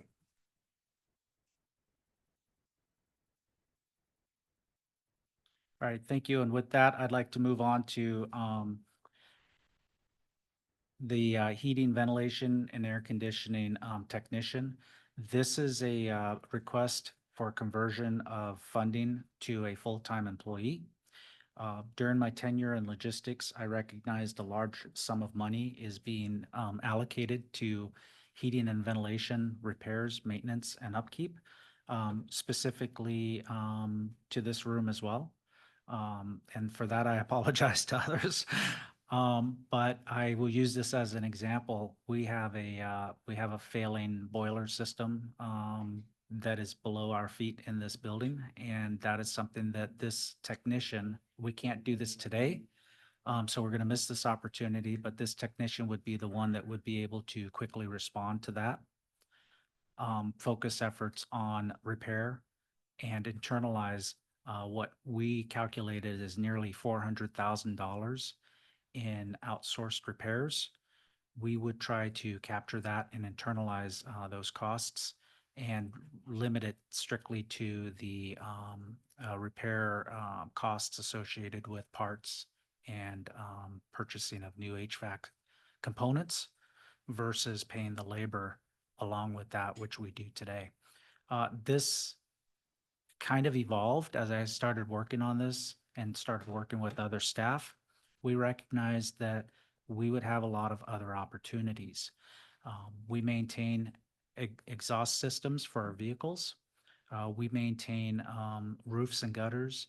We have washers and dryers, not only the residential type that you're familiar with for your clothes, but we have industrial ones that are specific to our turnout gear and our bunker gear. We even have SCBA washers, various pieces of equipment that this individual could be tasked with for performing preventive maintenance and ongoing support for those systems. I think this is a position that will evolve, and we will not only recognize the cost savings that I identified, but I believe there's going to be more as this position is established, and we're going to recognize across the board cost savings. This is also not a position that would be unique to just those. This would be a person that would be dual rolled and be able to backfill into other logistics positions, giving that ability to use that individual, let's say in facilities side, all the way into central stores and other aspects of logistics. So this is a $221,000 ask. And again, I remind the board that this is in an attempt to save $400,000. Also, as this position evolved, I think I should inform the board that there's a potential that we may want to ask for an additional $25,000 and give this individual some responsibilities associated with light electrical work. And it's not reflected in this slide currently, but I would ask for your understanding if this evolves slightly higher. Commissioner Chan, then Commissioner Lawrence, then Chief Anderson, or, yeah, Commissioner Chan, go ahead. Yeah, so you're saying that total right now we're spending $400,000, At the very least, sir. it's $400,000. So we converted to that, will be $221,000. So the $221,000, what is the salary? What's the parts, material type? I don't have the ability, due to my, my limited, tools at my disposal to break that down as far as, equipment repair and labor. I do know that just, on the surface, I want to say it's probably 65 to 70% is what we're spending on labor alone. To have an individual, we have one individual that we all know we feel like he's our employee because he's on South County property often. He's here probably 3 or 4 days a week and I don't think I'm exaggerating. So, but the second question, well, eventually I'd like to see that number, the wages versus equipment and Yes. repair. You don't have to do it right now. But also would that be situation, he's only one person, right? Are we going to still get in a situation where complex and everything, we still need outside help? We may get into that situation. However, my intentions is to hire somebody that's journeyman qualified. And that was part of why I wanted to allude to the $25,000. I believe that my first blush at this might be a little bit light as this position has evolved and involved more roles and responsibilities. Well, two things I like about this is that basically someone really focus on continued maintenance, right? Mhm. That part of it, so the thing is not even break, right? Well, The second thing is I like about it is, but I want to make sure that person is a full-time position now. You are so busy, that person really Yeah. can be full-time, not just being ready to repair. And maybe I can share with the board, I didn't want to share this initially, but maybe I'll give a little more information. We have 18 buildings in South County Fire that we maintain. Right. We have over 400 mechanical items. And most of that we do quarterly visits on because we have to change filters, we have to maintain them, and we have to keep them running. Because if we don't, floors shake or make squeaking noises, or we're not moving the air efficiently. So I just wanted to give that for consideration. I'm not able to give you your dollars that you're asking for, Commissioner, but maybe that helps add some context to it. Okay, thank you. Chief Anderson. Well, Chief Curtis hit on the line of the 400 mechanical items. The other thing that I want to mention is that he really brought this to our attention when we took on the Edmund stations and some of the lack of maintenance that he discovered, his team discovered, and that we had to increase in different areas to provide for that maintenance. So this is part of that as well. Great. Well, I see that we are at about a little past our 8:30 usual break time for the evening. So Commissioner Rowland, do you have a quick question? Yeah. Go ahead. Well, sticker shock here. So I did some armchair research and went to the Office of Financial Management for the state of Washington. to look at average salaries, the different ranges for HVAC technicians. And I'm just curious how we arrived at this number. The numbers the state have at the very top end of the salary range looks like base salary of around $75,000, anywhere from 60 to 75, and that includes for WFSE, the Washington Federation of State Employees, and the Public Employees Association ranges here, which are represented. I'm just trying to understand how we get to 221,000 for this kind of role. Sure. I factored in an employee cost of $151,000. I factored in a capital cost of $60,000, and that includes a vehicle. And I also factored in supplies and services for that individual's tools. That brought me to $221,000. In my research, I went to the actual contractors that hire these individuals, and I also spoke with the individuals. I also pulled job descriptions, and I also did a salary survey with our finance team, and I came up with a level that was commensurate with what we would want our employees to be paid and how we would be able to attract our candidates to serve this role. $75,000 I would appreciate, but I think when you get into other levels of L&I certification, journeyman levels and all that, I think that would be the best target is 151,000. And I can tell you from experience talking to others, it's upwards of $165,000 to $170,000 for a full-fledged journeyman HVAC technician. That's part of why I'm here speaking to you, is I'm trying to capture those costs because we are paying somebody else those wages. So the 221,000 includes $60,000 for a vehicle. Yes, sir. So this is, I guess, first year cost, then the 221? First year is 221,000 with an ongoing expense of 151,000. And I apologize, I don't know what you have in your packet. On my worksheet, I spelled that out. So if I missed that, I apologize. I didn't put them on my slide. It's 53 of your packet, sir. Okay, thank you. Board Liaison Kircher. Hey, the thing that just jumped out at me in the thing that I read last night was about that the position be developed collaboratively. But to me, well, you had mentioned that there's a boiler in the basement here. I mean, that is a licensed boiler technician. So someone needs to have that license to work on that. Any modification that's made to any system would need to meet the Washington State Energy Code for commercial buildings. If you've got gas lines, they need to have a fuel gas code certification.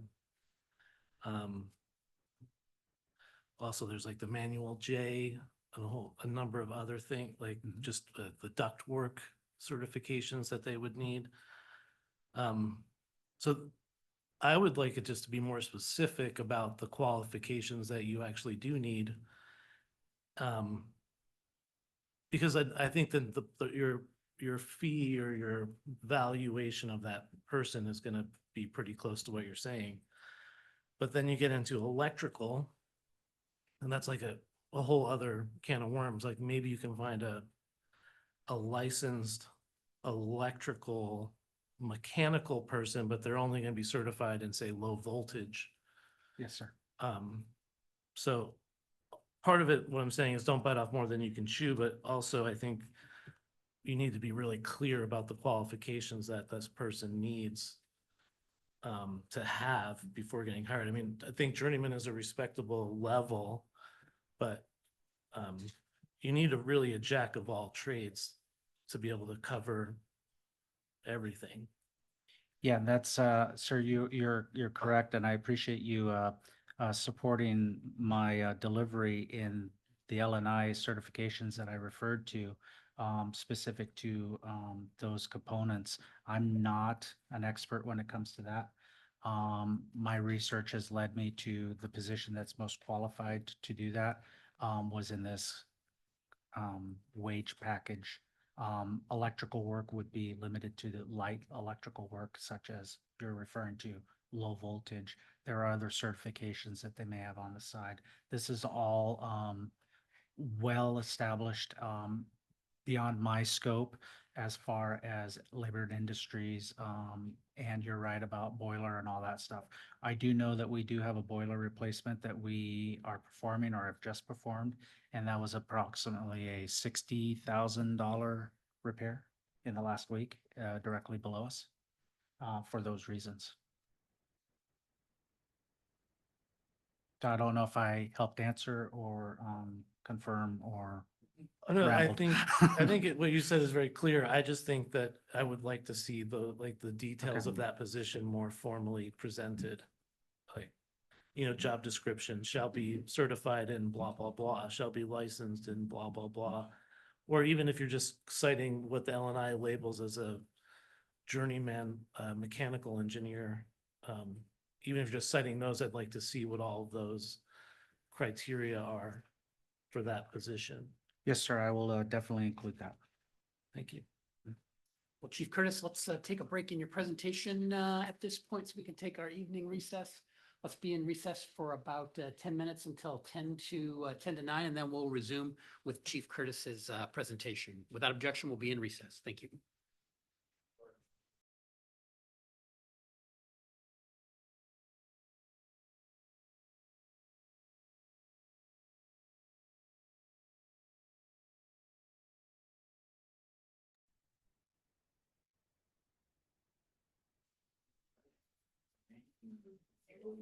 Okay, we are back on the record after our recess and resuming our agenda in item number 11B, which was Mr. Bothwell and Chief Curtis talking about 2026 budget. And so back to Chief Curtis. Go ahead.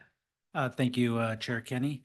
So continuing on with the logistics budget enhancement requests. This is a combined enhancement for operational equipment that's specific to facilities and our warehouse, which we know as Logistics Central Stores. This is a request for a combined total of $130,000 to outfit our facilities team with scissor lift and trailer capability to move that scissor lift between facilities, to allow us the opportunity to expand our warehouse footprint by right-sizing our equipment in the sense of an order picker. Today, we use a forklift, and that's not ideal for narrow aisles. By having an order picker, that would lead into the next item, which is expansion of racking and mezzanine upgrade. This would maximize the capabilities of our building to its full extent. Today, we don't have that ability because we are hampered by the size of the forklift used to get to the upper racks of storage.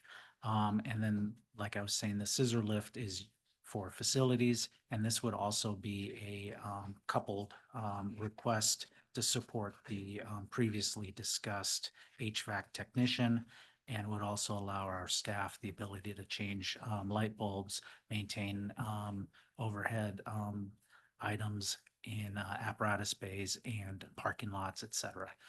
So this is an ask of $130,000. This essentially improves our efficiency, timeliness of maintenance repairs, and avoids, oops, I apologize about that, avoids the need to go out and secure rental equipment, which is in the commercial field difficult at times because other contractors have already rented that. So there is at times a waiting list. So with that, I'll pause and ask if there's any comments, questions, or anything along those lines. Chief Anderson. Yeah, I just want to tail on to that too by saying that you have a warehouse facility right now and a basement that we're stacked up on storage the best we can.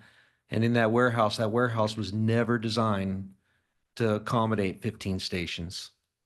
It's well overburdened right now. And this allows us more efficiency, like Chief Curtis was saying, to close those aisles and stack even more. And I wish I could tell you that's going to be a long-term solution, but I think all of you up there know it's not. But it can help today. Thank you. And with Chief Anderson's comments there, I'd like to dovetail in that part of the organizational roadmap is an additional logistics position. So this would complement and support that additional position that was part of the organizational roadmap. Other questions on operational equipment, this section, Commissioner Chan? You're so soft-spoken. Thank you, sir. I'm very tired. I've been working hard today, so I You get appreciate closer, that. like Anderson just, the voice. He's got all the energy. He's drained it for me today. Well, I'm doing for the benefit of, it's benefit for Commissioner Wittes. You gotta. I'll speak up, sir. So all this enhancement is something that you never, are you using to buy the equipment? I heard, or you just, so enhancement means you never had that budget before, right? Correct, sir. And these are items that we have not had that we've recognized as, I don't like to use the word deficiency. I want to say that would enhance our efficiency. So you're buying new equipment? This would be new equipment, sir. Okay. Yes. So, yeah, okay, that's good. So, all right, if we have a balance sheet where accrued basis, then you're not expanding it. You buy it and you depreciate it. Yes, sir. You're Right, absolutely so correct. I don't want people to think, oh, 130,000. No, actually what you need it, you divide it by 10 years, it'll be $13,000 a year. Yes. All right, or 5 years. Thank you. Other questions on operational equipment? If not, go ahead and continue on, Chief Curtis. Thank you, sir. This is a not a budget enhancement request. It's more of a replacement funding identification for the board. I'll pause if CFO Bothwell has anything he wants to add to that before I begin. Well, just for context, we brought this item, we talked about the changes in the budget that were going to result from the Edmonds annexation.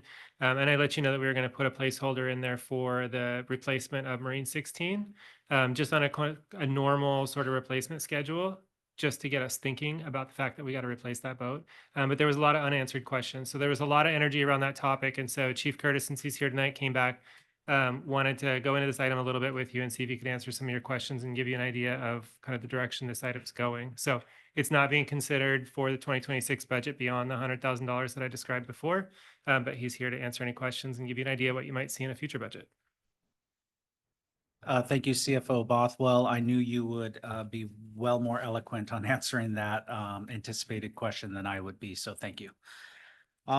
This is a discussion point specific to Marine 16, which is housed at the Edmonds Marina. Currently, this is a 2006 rescue boat that has firefighting capability. I want to highlight that it is a rescue vessel, not a fireboat. It does have capability, but that's not its primary mission. The boat that we have now is nearing 20 years of life in its 20 to 25 year life expectancy. We did recognize that there have been enhancements to this vessel. However, we are starting to recognize early indicators of hull degradation and saltwater damage that were not prominent at the time that those enhancements were made previously with electronics and motors. So I think that the agency was well-intentioned and appropriately so with their upgrades. This marine vessel comes in at the one that we are hoping for or anticipating that would meet the needs of South County Fire, the citizens of Edmonds and all of our waterfront properties. Would be a $2.8 million ask. However, I have given clear direction to our team that we need to take full advantage of the grants and funding opportunities that can be awarded to an agency such as South County Fire. So with that said, the stipulation is $1 million in outside funding and $1.8 million is what we've identified as a vessel that would fulfill the needs of South County Fire today and into the future. And we expect this to be a 30-plus year boat. So this would be anticipating growth and more marine time or maritime activity, as well as our fishing vessels that we have that leave our Port of Edmonds, the ferry, tour boats, whale watching vessels, et cetera. I want to identify that this is would be part of well-established programs that have funded other like vessels in the Washington State area, specific to Vancouver, Clark County, Bremerton, and Seattle. There is a various opportunities out there, and I have already identified a legislative team that I would work with to secure grants, and I would ask for anybody in this room to offer their assistance as well. I believe this serves our citizens in the near future and in the long term, and anticipated build time on a vessel of this magnitude and size is approximately 3 years. So I want to identify some of the hazards and some of the coverage area that Marine 16 has today.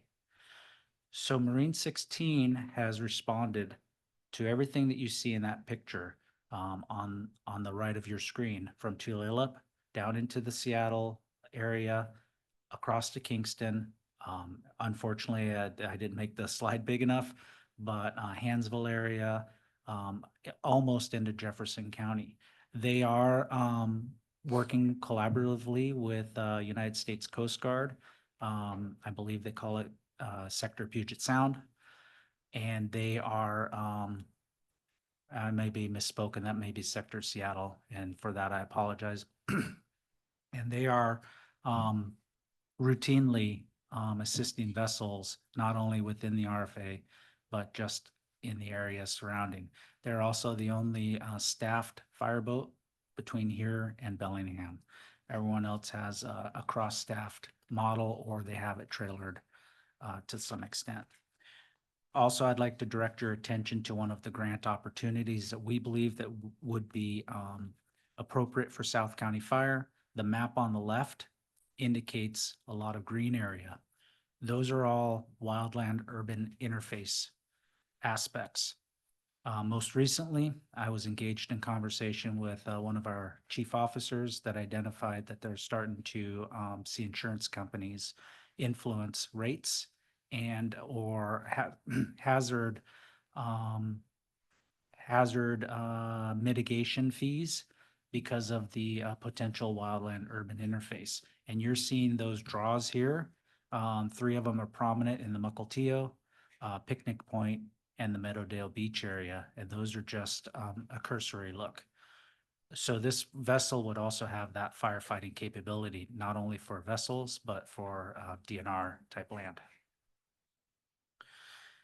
This is just a photo collage of some vessels that fall into the scope of what we've identified. The bottom or the right side is Tacoma's boat. It is known as a Firestorm 50.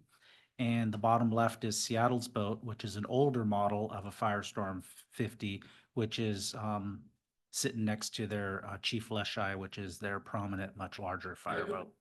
So as you can see, Seattle has a very large prominence on the waterfront with their fireboats. I'll pause right there and allow for some questions or comments. Questions on Chief, go ahead. Well, James has done a lot of work on, and I think the intent is to let the board know, you know, we replaced engines, we replaced avionics, but we don't have the replacement of the hull and the replacement schedule, which is kind of the conversation we had. James and the team he's working with have done a lot of work. There's a whole lot of conversation happening in my office about where the Marine program goes. And we haven't talked yet. We will. And I'm not saying this isn't the right boat, but I think as you go and look at where we're going with the Marine unit, you know, how do we want the Marine unit to play out in those pieces? I guess what I'm saying is you're looking at just under $3 million boat. if we continue that conversation and decide, we want the Marine unit to be able to do X, Y, Z, and I don't know what those are yet. I have ideas in my head, that may change the price of the boat, up or down. And so I want you to know there's a lot of other conversation going on along with the work that James and his team has done to look at, what a boat based on what people are doing around the Puget Sound are, to at least give us an idea of what we're looking at. And then the fine detail work is still being done, and there's some components that staff's talking about, and we just haven't, again, we haven't completed the circle yet, and my guess is those guys have addressed everything I've been thinking already, but just again, as now Edmonds is in the RFA, we're talking about replacing the Marine unit. Now the bigger conversation is, our Marine program. I want to make it real robust. If we're going to be in the Marine game, we need to be in the Marine game, and we need to step and do it. I think the way we need to be doing it, which is probably a little bit different than we're doing it now. So I wanted to just let the board know there's more conversations that are going to be had with regards to our Marine response, our Marine capabilities, and some of the ideas of where we believe the future needs to go. We didn't talk about it a lot in the organizational roadmap, but it is a topic of conversation that me and the staff have talked about. And there'll be more to discuss, whether it's, probably not during the budget process, the placeholders there. But I think as the team digests it and talks, it'll be probably a topic of conversation the first part of the year, to update the organizational roadmap. How does that fit in, and those pieces? So expect to hear from that again as we, I'm going to say, for lack of a better term, mature the program into where we think it needs to go for the future. So Chief, I want to chime in on that and say, I'm just wondering if that's more boat than we currently need, because that's a lot of boat. But just fast forward for a second, imagine that Mukilteo was part of the RFA, and now you need to protect 2 ferry docks, 2 ferry landings. Could you get by with just that bigger boat at one location? Or would you be better off with 2 smaller boats, one at Mukilteo, one at Edmonds? And then fast forward again and just imagine that Everett's part of the RFA. Now you're really in the fireboat business, because now you're protecting a port and helping to protect a Navy base. And then you're really in the harbor business, fire business. And you're probably talking about like Seattle. Seattle has their big boat. They have a smaller, you're probably talking about an expanded Marine program that probably has a boat like this. When you talk about the bigger picture, right? The ability to do real firefighting on a substantial vessel. You still have the rescue component that we do. You have multiple, and at the end of the day, you still are a public safety agency. You have a platform, and we all know that when bad things happen, all platforms are used, and there's a whole slew of other things when you start working with the Coast Guard and you start working with the other federal agencies that play. So I think you're looking at the big picture. Yeah, but currently, I'm not in the business of protecting the city of Everett Harbor or the city of Bellingham Harbor. And so I don't know that I really want to build for that capacity, because that's those jurisdictions' jobs to protect their communities, not mine. And so I just wonder, what's too much boat for what we need as we're thinking forward a few years to maybe building enough capacity that we can do more, but maybe not overbuilding. So just a few thoughts. I think that's part of the conversation as we've been talking. I think it is to make sure that we meet the current needs, and with a little bit of growth. Again, I think the questions you bring are the same questions that we've been working on in my office and talking about what does that look like, and when are we at a spot where the current vessel we have is no longer seaworthy? Or do we put a little bit more maintenance in it, pull out the water, clean it up, be able to get a few more years out of it that maybe buys time? Again, there's lots of other conversations that still need to be had. I think James and team have been looking at it as they should. And based on the conversation we had last, to give you an idea of kind of what a $3 million boat gets, put it in perspective for us to start maybe teasing the conversation that'll happen early next year, and probably the following year, and depending on when we execute a purchase, it could be the year after that. So. Other Marine 16 questions, Commissioner Wittes?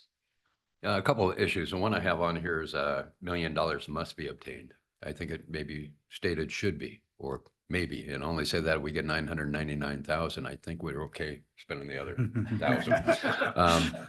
The other thing with this is a great thing for the intergovernmental committee. There is a lot of federal funds that we can get from things like this. The other thing, when we talk about Everett, if they endorse us doing that, we can get money because Everett's endorsing it, and they would look at that and say, we don't have a boat, but they're looking at getting one, and that's where some more federal money comes in. So I'm not saying, even with administration the way it is and the funding's there, you can get a lot more funding if you participate regionally when you do that and go outside and do it. So I think it'd be a great thing statewide, Department of Transportation, DNR. There's a lot of places we could go out to get the support. Now, when we do that, then we have to provide it. So that's the other issue with just staffing and all this other stuff that goes with it. Thank you. Other Commissioner Rowland? Is the current boat unsafe with the corrosion and issues that you've identified? No, sir, I've not identified that it's unsafe today. Okay. Have we taken it someplace, well, now that we've identified this, to have it, an estimate done to see what, maintenance needs to be done on it so that we don't have to worry about these things? Yes, as we encounter maintenance concerns, we've pulled the boat out of service, and typically it's approximately a 2-week time frame to pull it out of the water, get it into the port for some work, and get a contractor down there to do that. So we've been doing that on a case-by-case basis. I'm speaking of, you identified the hull as being the weak point here. Yes, The and we're fact that doing we've spot upgraded, repairs. we've upgraded the engines, we did the avionics on it. So right now the hull is the thing that is of concern. Yes, When sir. we look at buying a new boat, especially after we've invested money to repair the major systems of this one, I just want to know what the ongoing cost would be to keep this boat in service so that we can recoup some of that investment. Number one. Number two, I want to understand the difference in scope of duties, because I'm assuming the boat that you're quoting, the $2.8 million, is not a carbon copy of the one we have now. And then, what kind of specific examples in our area that would necessitate going up to a larger, more capable vessel. Looking at City of Seattle as an example, they have the harbors there, they have industrial on the water, they've got large ships. We don't have that. We have a marina in Edmonds, we have, the ferry docks, of course. But beyond that, I don't know what sort of, Sir, we I have- guess, calls that have been dispatched, let's say in the last 3 years, that our vessel wasn't capable of taking care of, and we had to get help from elsewhere with a more capable vessel. Sir, there's a. You don't have to provide all those answers right now, by the way. You can answer. I'm not trying to put you on the spot. There's a lot of vessels that you identified that transition past our RFA into Seattle. Sure. Such as cruise ships, oil tankers, ferries are just what we see on the surface. We have a lot of vessels that carry upwards of 100 people on them for sightseeing tours. Right now, the capabilities of this boat, I'm trying to push by any means, but I just want to identify to help answer your Yes, question. thank you. Is faster response speeds. Currently, we're limited at lower speeds because of a smaller vessel. The model, as I'm suggesting, and naturally it doesn't have to be that size, but more modern will cruise at 44 knots. Higher fire suppression capabilities. Currently, we're capped at 1,500 gallons a minute. A boat of this magnitude would supply 7,000 gallons a minute, would have the ability to pump from the ocean to shore-based fires. Larger deck for medical and CPR, stranded or kayakers or people that we need to do ALS interventions on. Stability for moving in adverse weather. for ability to approach beaches. And it's built more structurally sound because it's built for a minimum of a 30-year service life. Whereas the boat currently that we have was built with an anticipated 20-year service life. All right, thank you. Commissioner Lawrence. Yes, just in big ports, Everett, Seattle, if there's a ship's fire, you're going to have a zillion harbor tugs and coming with their water cannons and helping out. So, but we have our little Edmonds and Tamacotillo area, and yeah, things happen, and that boat has rescued a few people and put out probably some fires, right? Yes, sir. And to follow on the last questioner, the costs to repair, to keep it going, it's case by case. Right now, when are we thinking about purchasing? Possibly if we were, when would we be thinking about making the purchase for something like this? A year, 2 years? Well, James will tell you now. The reality is, I don't know when we know. I think we just know we needed to put money. The sooner the in. better. Well, I mean, it's thinking sooner the better. Let's My just say question- in the my next question 10 is just years. that, how much is this, we could sell to somebody else? What's the value of it to offset the cost of them? I could certainly come up with an answer for Well- you. I can put it on Boat Trader. Yeah, so I mean, it's pretty, it might just fit the needs of somebody else and it doesn't have the budget and doesn't mind, gets to repair it on cheap. So it could be, it could be worth quite a lot with the new electronics you put on, new engine and stuff, right? So that would help. I mean, I like new toys. We have a good reason to buy them, right? So anyway, that's it. Chief Anderson. Yeah, I think I've spent the longest time on that boat in compared to most people in our department, having seen that boat commissioned when it was brand new. And it was kind of the state of the art boat on the water for an area our size. How many decades ago was Well, that? you're a couple. But let me tell you, it was, there were plenty of nights where I don't think I should have been out there in rough weather for that size of boat. And you question yourself when you get back, like that, we might have used a little bit better judgment there. And then there's nights where we just said, we can't go. Right. And so I do appreciate when I see a little bit larger vessel, I would have appreciated that a lot. And then some of the patients we did have, or people that we did pull out, having a different setup to accommodate them, kayakers and everything. I mean, we see those quite often, actually. Some of the firefighting capabilities on shore, we did use the 1,500 gallons, but when he said 7,500 gallons, like Tacoma's boat, right? 7,000. 7,000, you can do a lot of damage up on that shoreline when you have fire that's spreading up those fingers, and we know that's potentially coming, right? So I'm in favor of just saying. Yes, Commissioner Fernhoff. I always find it amusing when you see kids, they come up to the fireboat and they say, how big is the tank? And you have to explain to them the water comes from underneath. Well, if you really want to be ambitious, you'll go down to Seattle and resurrect the old fireboat Duwamish, the most powerful fireboat in the world. And that will take your money and suck it right down. I think this is a great idea to get a larger vessel and a regional capability. It fits into the regional catastrophic plan as well. How are we going to start migrating people, after a major earthquake? And the bigger the vessel you have, the more capability. Station keeping is really important, taking on ballast, all of these kinds of things for sea stability, because we get some really big seas. When we get a straight line windstorm through here, holy moly, it's like being on the Pacific Ocean itself.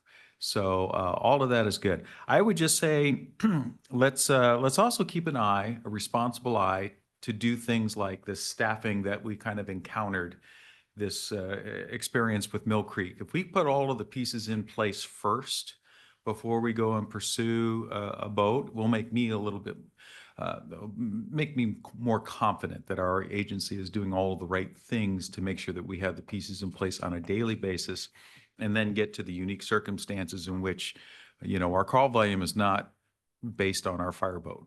We don't do that every day. So that would be my only, 2 cents on the matter. As a former harbor patrol officer for the city of Santa Monica, I love boats, but that's the only thing I would say. Just keep an eye towards our other mission as well. Commissioner Chan. Well, you guys can't believe it. I used to run a company called Mosquito Freight Whale Watching 20-some years ago, 30.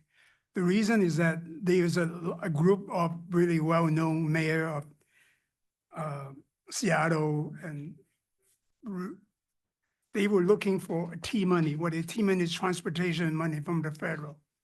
So they bought the boat and they thought that never came. So it's a big risk.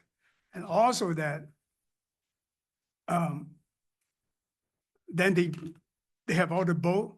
They suppose all the boat to go fast ferry, go down to from Everett, from Mukilteo to go down to Seattle. So that's a big risk. And second thing is that the big boat maintenance. You have the dry dock, you have all this Coast Guard requirement. It's a lot of money in there. And so I think the good for is basically spreading out water when some big boat coming in and stuff like that. But anyway, I'm not discouraging you, but it really, expense-wise, is very, very expensive. So I kind of agree with Mr. Fernhoff, Commissioner Fernhoff. We're gonna do it slowly. And then my question is that, are there any particular people build fireboat? Yes, sir. There are companies that specialize in that. This particular one that we identified was, I want to say it was Metalcraft. And I apologize if the name escapes me. I have a lot of things going through my mind. Metalcraft Marine. And there are also local companies. And then there are other companies that are nationally known that repurpose boats. There are a variety of options out there. This is perhaps one of the most prominent manufacturers for specific fire and rescue boats. Their local company? This company, I want to say is, I want to say it's on the East Coast. Oh, East Coast, okay. Yeah, and they are, they have a lot of vessels along the East Coast, very popular in Florida, and in the Panhandle states. Well, And I want to, thank you, sir. Yeah, no, Whidbey Island, the Nickel brothers, they did a lot of boats, but Okay. I'm not sure, yeah. Yeah, Okay. I'm not certain. This is not my, I'm not a Marine guy. I've spent some time on Marine 16. had the qualifications, but that was maybe a decade ago. I'm Not not a 2 Marine decades guy. ago. I'm not a Marine guy, but I run the company. Anyway, so just be careful slowly, and because a lot of, anything, they add a Marine there is more expensive. I don't know, the Coast Guard have the Marine. And yeah. And I'd like to reiterate your point, as well as other commissioners, is I understand that this is the first look at this. This was to engage conversation and plant that seed and give early recognition to a long-term solution. Yeah, that's why Mosquito Freight almost bankrupt, so I was there turnaround. I learned a lot. Thank you.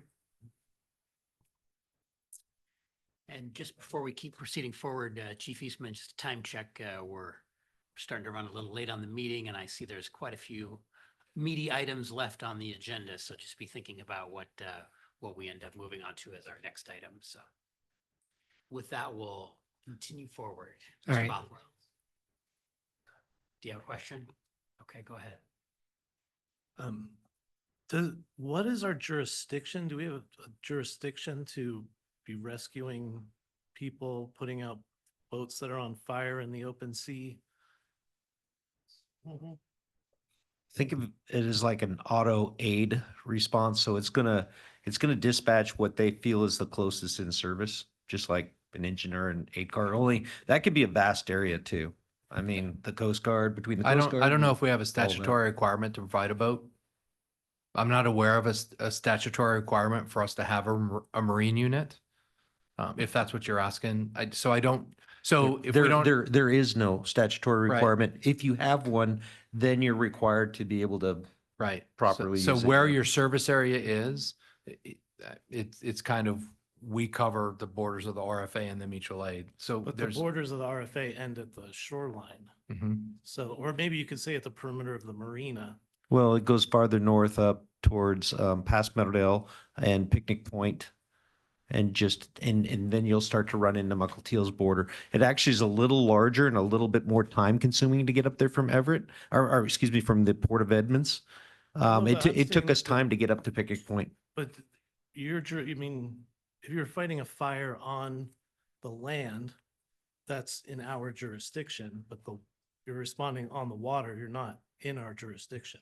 Well, it's technically not anybody's jurisdiction by statute, as Chief pointed out. But if you do have a boat, Well, I You mean, should it's Coast probably- Guard. I mean, if you have a search and rescue operation, it's Coast Guard. You have a fire, it's Sure. Coast Guard. Do we have a formal agreement with? so them? I guess I would say this, that's a decision for the governance to make on what kind of liability and responsibility you want to put into So, your water yeah, rescue. So I don't believe we have a formal agreement with the Coast Guard. I know we work with the Coast Guard. They know the resources we have. They dispatch us like we dispatch them. But to my knowledge, there is no formal agreement with the Coast Guard. They just know we have the resource. But you're right. There's no obligation for us to have a boat to respond. And so when you talk about where is our service area, if we have a boat, it's wherever we want to go. Well, I mean, if something stupid happens and then you send out a boat and something stupid happens and then you're held liable because, well, or someone gets hurt or whatever.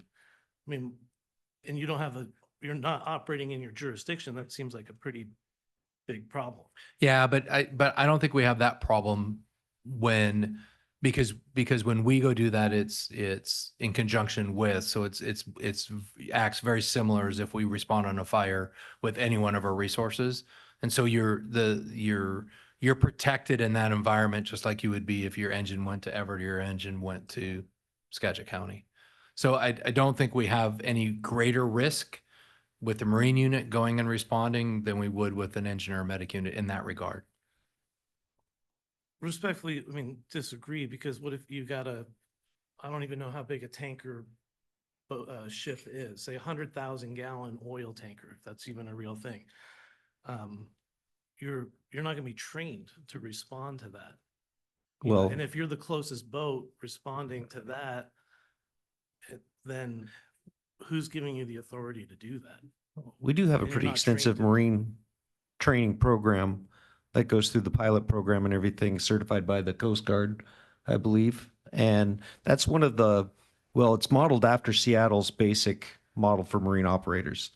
So they're not deficient in their training, and they spend hundreds of hours training to get that, right? So they're not inexperienced. And in over 30 years responding on the water myself, we've done far better good work than we've ever done anything to be liable for something. I just haven't seen it. And that's 32 years of experience of actually doing it.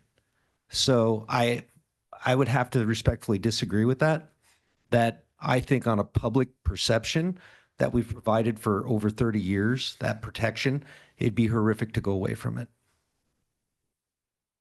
The only other thing I want to add is, I assume that the Port of Tacoma, the Port of Seattle is going to be funding some of those larger vessels that are operating out of there. I'm not entirely sure, but that would be a question of where Port of Everett, if they should probably pay for their own sort of fire prevention, their ship well-being. So that's just another question I have. They do have a marine boat with marine operators as well. Commissioner Fernhoff. Yeah, just in my experience, there's a bit of an overlay when you enter into the maritime world. Vessels in distress, Coast Guard may be aware of it, but they're not in a position to respond. So they will send out a signal to all vessels in the area. Please render aid. It's a maritime rule. We have merchant marine here that would probably back me up on that. A good example of how Marine 16 was used, not in a suppression capacity, but if I recall, there was a call at South Woodby Island. Marine 16 was dispatched. The patient was put onto the vessel and determined to go to Edmonds because the nature of the injuries were such that that was the quickest way, other than using a helicopter, to get them to the proper higher medical authority. And so that was a success, I believe, and a good employment of the resource. Kitsap has a resource in their marina, so does Everett, a smaller vessel, but we were the most strategic and available with the highest ALS capacity that could be put on a vessel to render aid. And other than that, they would have had to take the ferry, and the ferry is impractical in that particular instance. Okay. Okay, Chair, Mr. we have Rockwell. just two more items. So we've got through four. I think they're probably the longest ones. One of them I think is going to be really quick. The other one was going to be Chief Maxwell, and he has an EMS presentation later tonight. So maybe you want to defer that. I'll leave it up to you, but. Commissioner Kang, if it is okay, we'll roll the CRP budget presentation and the EMS brief. If we want to roll that to another meeting, we can do that. Okay. And we'll just package those two together. So we'll skip the CRP budget section tonight, if that's okay with you too, Chris, and the EMS brief, and we'll roll that because there just isn't enough time.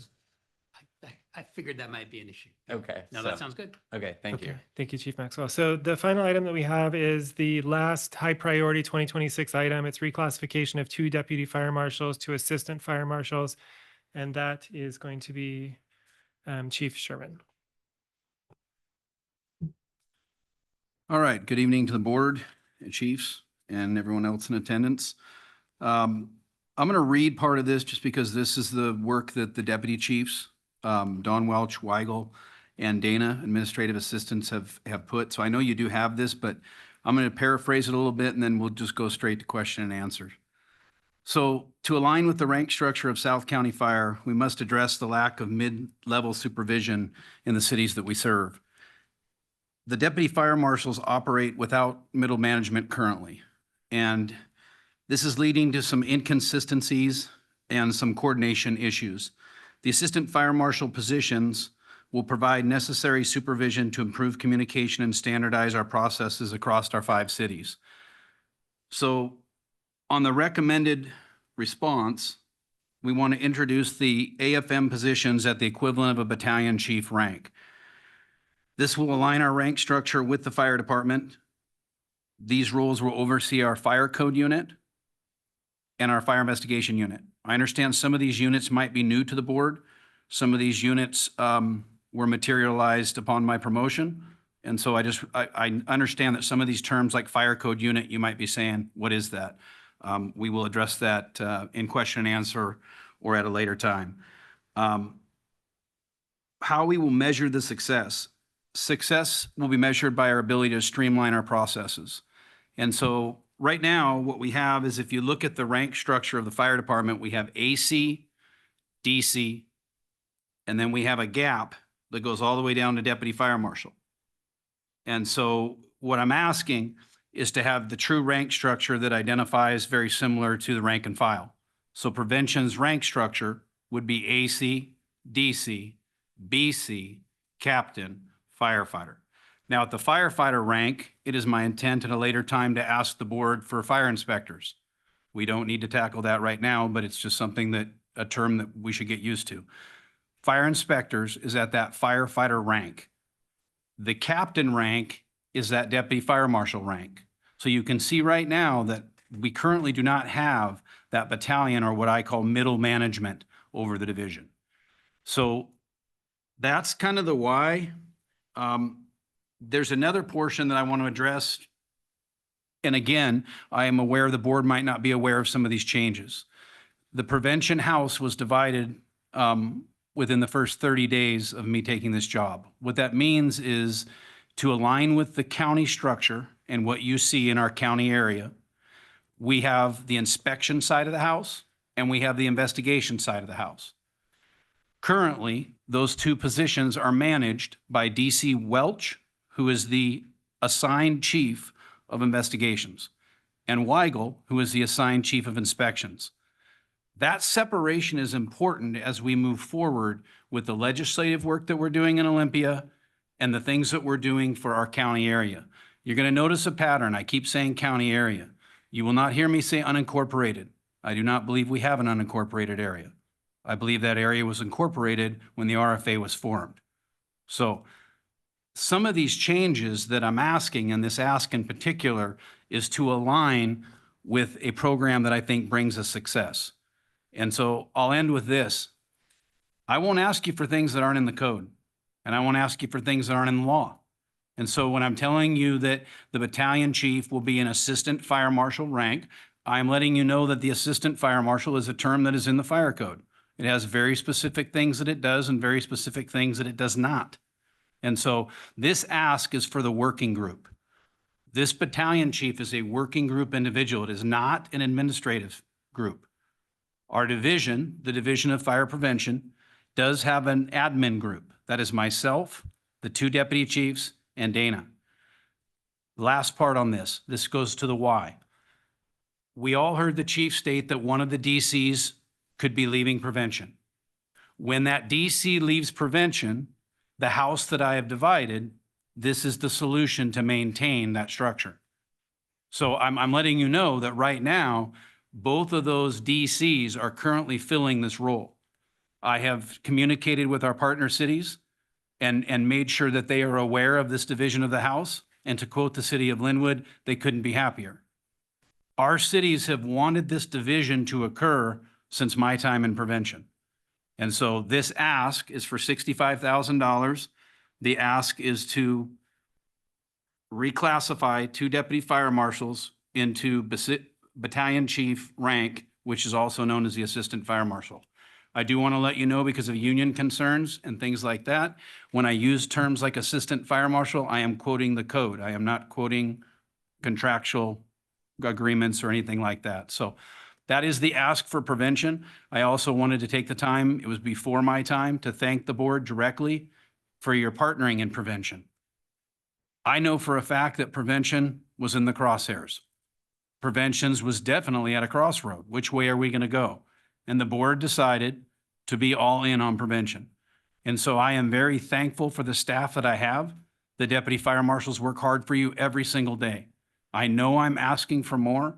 I would not ask you if I did not need it. I assure you this is needed for the Division of Fire Prevention. I can take any questions the board may have. Questions for Chief Sherman? Go ahead, Commissioner Fernhoff. Thank you, Chief, for your presentation. I'm curious about some semantics here. It just occurred to me by the level of organization. You're saying battalion chief, and to my reckoning, a battalion chief should be interchangeable to go into any call that the RFA has. Would it be more appropriate, and I don't know, this is an innocent question, would it be more appropriate as division chiefs? You mentioned the word division, and because this is a unique tasking, it seems to me that there needs to be further differentiation between what we do in suppression and EMS than what your particular division does. Absolutely. So the term battalion chief, as you know, just what you said, I do not intend to call these individuals battalion chiefs. So this would be very similar to the deputy fire marshals that have the captain rank, but we do not call them captain. I intend to align it with code. So that's where the term assistant fire marshal comes in. I have to be a little bit cautious because in the past, we have had that assistant fire marshal at the DC rank. And I'm here to let you know, I do not agree with that philosophy. I think that the assistant fire marshal is a workhorse. It is a working individual. It is not a planner. It's not the strategy part. And so I need that pushed down into the working group, but you are correct. I have no intention to call them battalion chiefs. Commissioner Lawrence.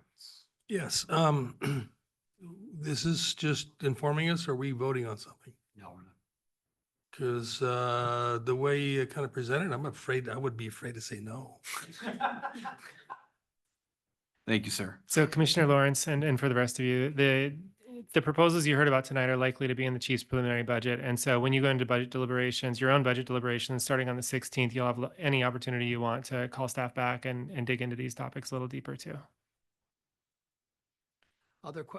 Go ahead, Board Liaison Kirkcher. Thank you.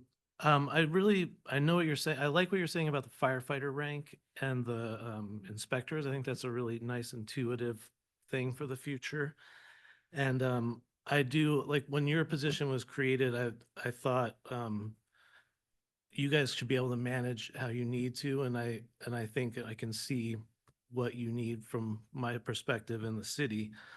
The challenging question I want to ask you is, you have a regular fire, I'm looking at this fire marshal job description. I think it came from when President Moore had given a speech on something. And I just wonder, will these people that are promoted, will they meet all of these additional requirements or special requirements, such as be ICC fire plan examiner certified? Will they be an IFSAC fire investigator certified?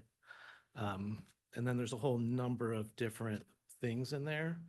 Because I think my concern is to promote someone who hasn't met all of that criteria to be in that position.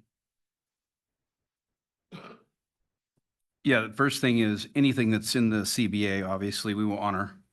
What you're talking about, though, I think your intent is talking about the specifics. For example, are we bringing a battalion chief from the line into the division? Is that what you're getting at? You want them to have experience in the field? Well, no, I'm not necessarily. I think I'm just saying that there's certain benchmarks that have been presented by the department on what a fire marshal's job requirements are. Okay. And will all of those benchmarks be met by a battalion chief or division chief or whatever you want to call them? Yeah, that I don't know, Greg. What I'll tell you is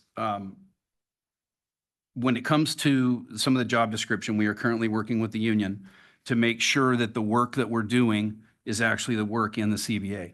And so some of that stuff that you're talking about, some of those certificates, some of those credentials, some of them I agree with and some of them I don't. What I'll tell you is my feeling is irrelevant because we have a CBA. And so we will honor the CBA and what it says. If the union would like to change the CBA to better align it, there's a process. They're currently working with staff and they can do that at a time that they choose. But I understand what you're saying. And yes, I do want to make sure that the qualifications for the individual matches what's actually being done on the street. And I can tell you that that's something that in the past, we need to do a little bit better. And so some of those credentials, I have been in communications with Pat Moore. I have been in communications with the union to discuss how to make those better align. So that's kind of the long all over the place answer. The short answer is yes, I will assure you we'll make sure that they are qualified. And the more that prevention can stay in prevention, the better. But that's a conversation that is between the union and staff currently. And so I know you and I have talked about it before at Mount Lake Terrace, and I've talked it with building code official as well. And so I know what the intent of the ask is, and I know what the city's looking for, and I assure you I'll make sure that these individuals can perform. Thank you. Chief Sherman, could I ask for sometimes I'm more of a visual person, and it would be helpful to me to see an org chart for that unit or that division, just to see the pieces together. Because it's newer in that regard. So at some point here in the next month or something. Yes, sir. And I'm glad you asked because we need to give you an org chart that represents the fire code and the RCW requirements. So you as the governance can have a better look at it. That'd be helpful. Thank you. Any other questions for Chief Sherman? Okay, great. Thank you. Chief Eastman? No, I was just gonna add that we kind of had some of this conversation when we had the conversation about creating an AC's position and how we needed to, for lack of a term, right size. And so what Chief Sherman's talking about is a lot of the same conversation we had before. And it's not giving the fire marshal's office 2 additional people, it's taking 2 existing people and moving them 1 grade up. And it falls in line with kind of what we talked about over this last year, specifically the fire marshal's office and some of the changes we've made. So I want to thank Dave and his team for actually doing that. So. Great, thank you. All right, anything else, Mr. Bothwell, on this? No, area? we'll see you in 2 weeks with the chief's preliminary budget. All right, that sounds good. Well, as we are drifting to near our 10 o'clock closing time, I wanted to be sure that we took care of our 9/11 proclamation, because I think we'll be hard pressed to pass that. Or we can't pass it next week because it's a work session, so we need to pass it tonight. So if it's okay, I'd like to skip over for just a second the sick leave policy. Take 12C, which is I'll move the adoption of Resolution 09022025-12, Patriot Day and National Day of Servants and Remembrance Proclamation to remember September 11, 2001. Is there a second? It's been moved and seconded to adopt that resolution. Is there any discussion on the motion? Any discussion on the motion? If not, we'll move to a vote. All in favor, please say aye.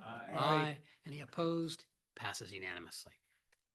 Commissioner Kenny, if we need to, we can move the sick leave policy to the work session. If you would prefer to do that, because we're close to the 10 o'clock hour. It's up to you. We've got 9 minutes left, so we can get started on it, and it's up to you. You can at least introduce the subject tonight, and we'll come back to it next week. Time's up. Okay, thank you. That's a fast stopwatch. Good evening, Mr. Cullen. Good evening. I can make this brief because I think in many respects it's pretty simple. Come before you to generate discussion about my proposal to update and incorporate sick leave policy. As the board is likely aware, we're currently governed by two subsets of policy. A whole host of policies that were adopted by this board post the formation of the RFA, and some grandfathered policies from Fire District 1. One that's kind of peculiar refers to types of leave for non-represented employees. Most of the subsections of that old FD1 policy have become individual policies adopted by this board. One particular subsection never has been, which is sick leave policy. So that's my sort of incorporation theory. We need to at least make that one of the things that this board has said yes to and becomes the new better policy. In looking at it though, and here's the sort of strategic piece, I think we need to add an element to it related to sick leave buyout. And that is to add a second threshold of buyout that's higher for folks with 20 years of tenure. Our 1828 contract and our 1828S contract both have this sort of escalation in the threshold of the buyout based upon tenure. And in the interest of sort of parity fairness, I think that would be a good idea. More immediately, I actually have a concern related to succession and succession planning, which is to say that as folks who are on the line matriculate up, get promoted, one of the things that happens currently under our policy is you move from being represented as a DC in 1828S contract.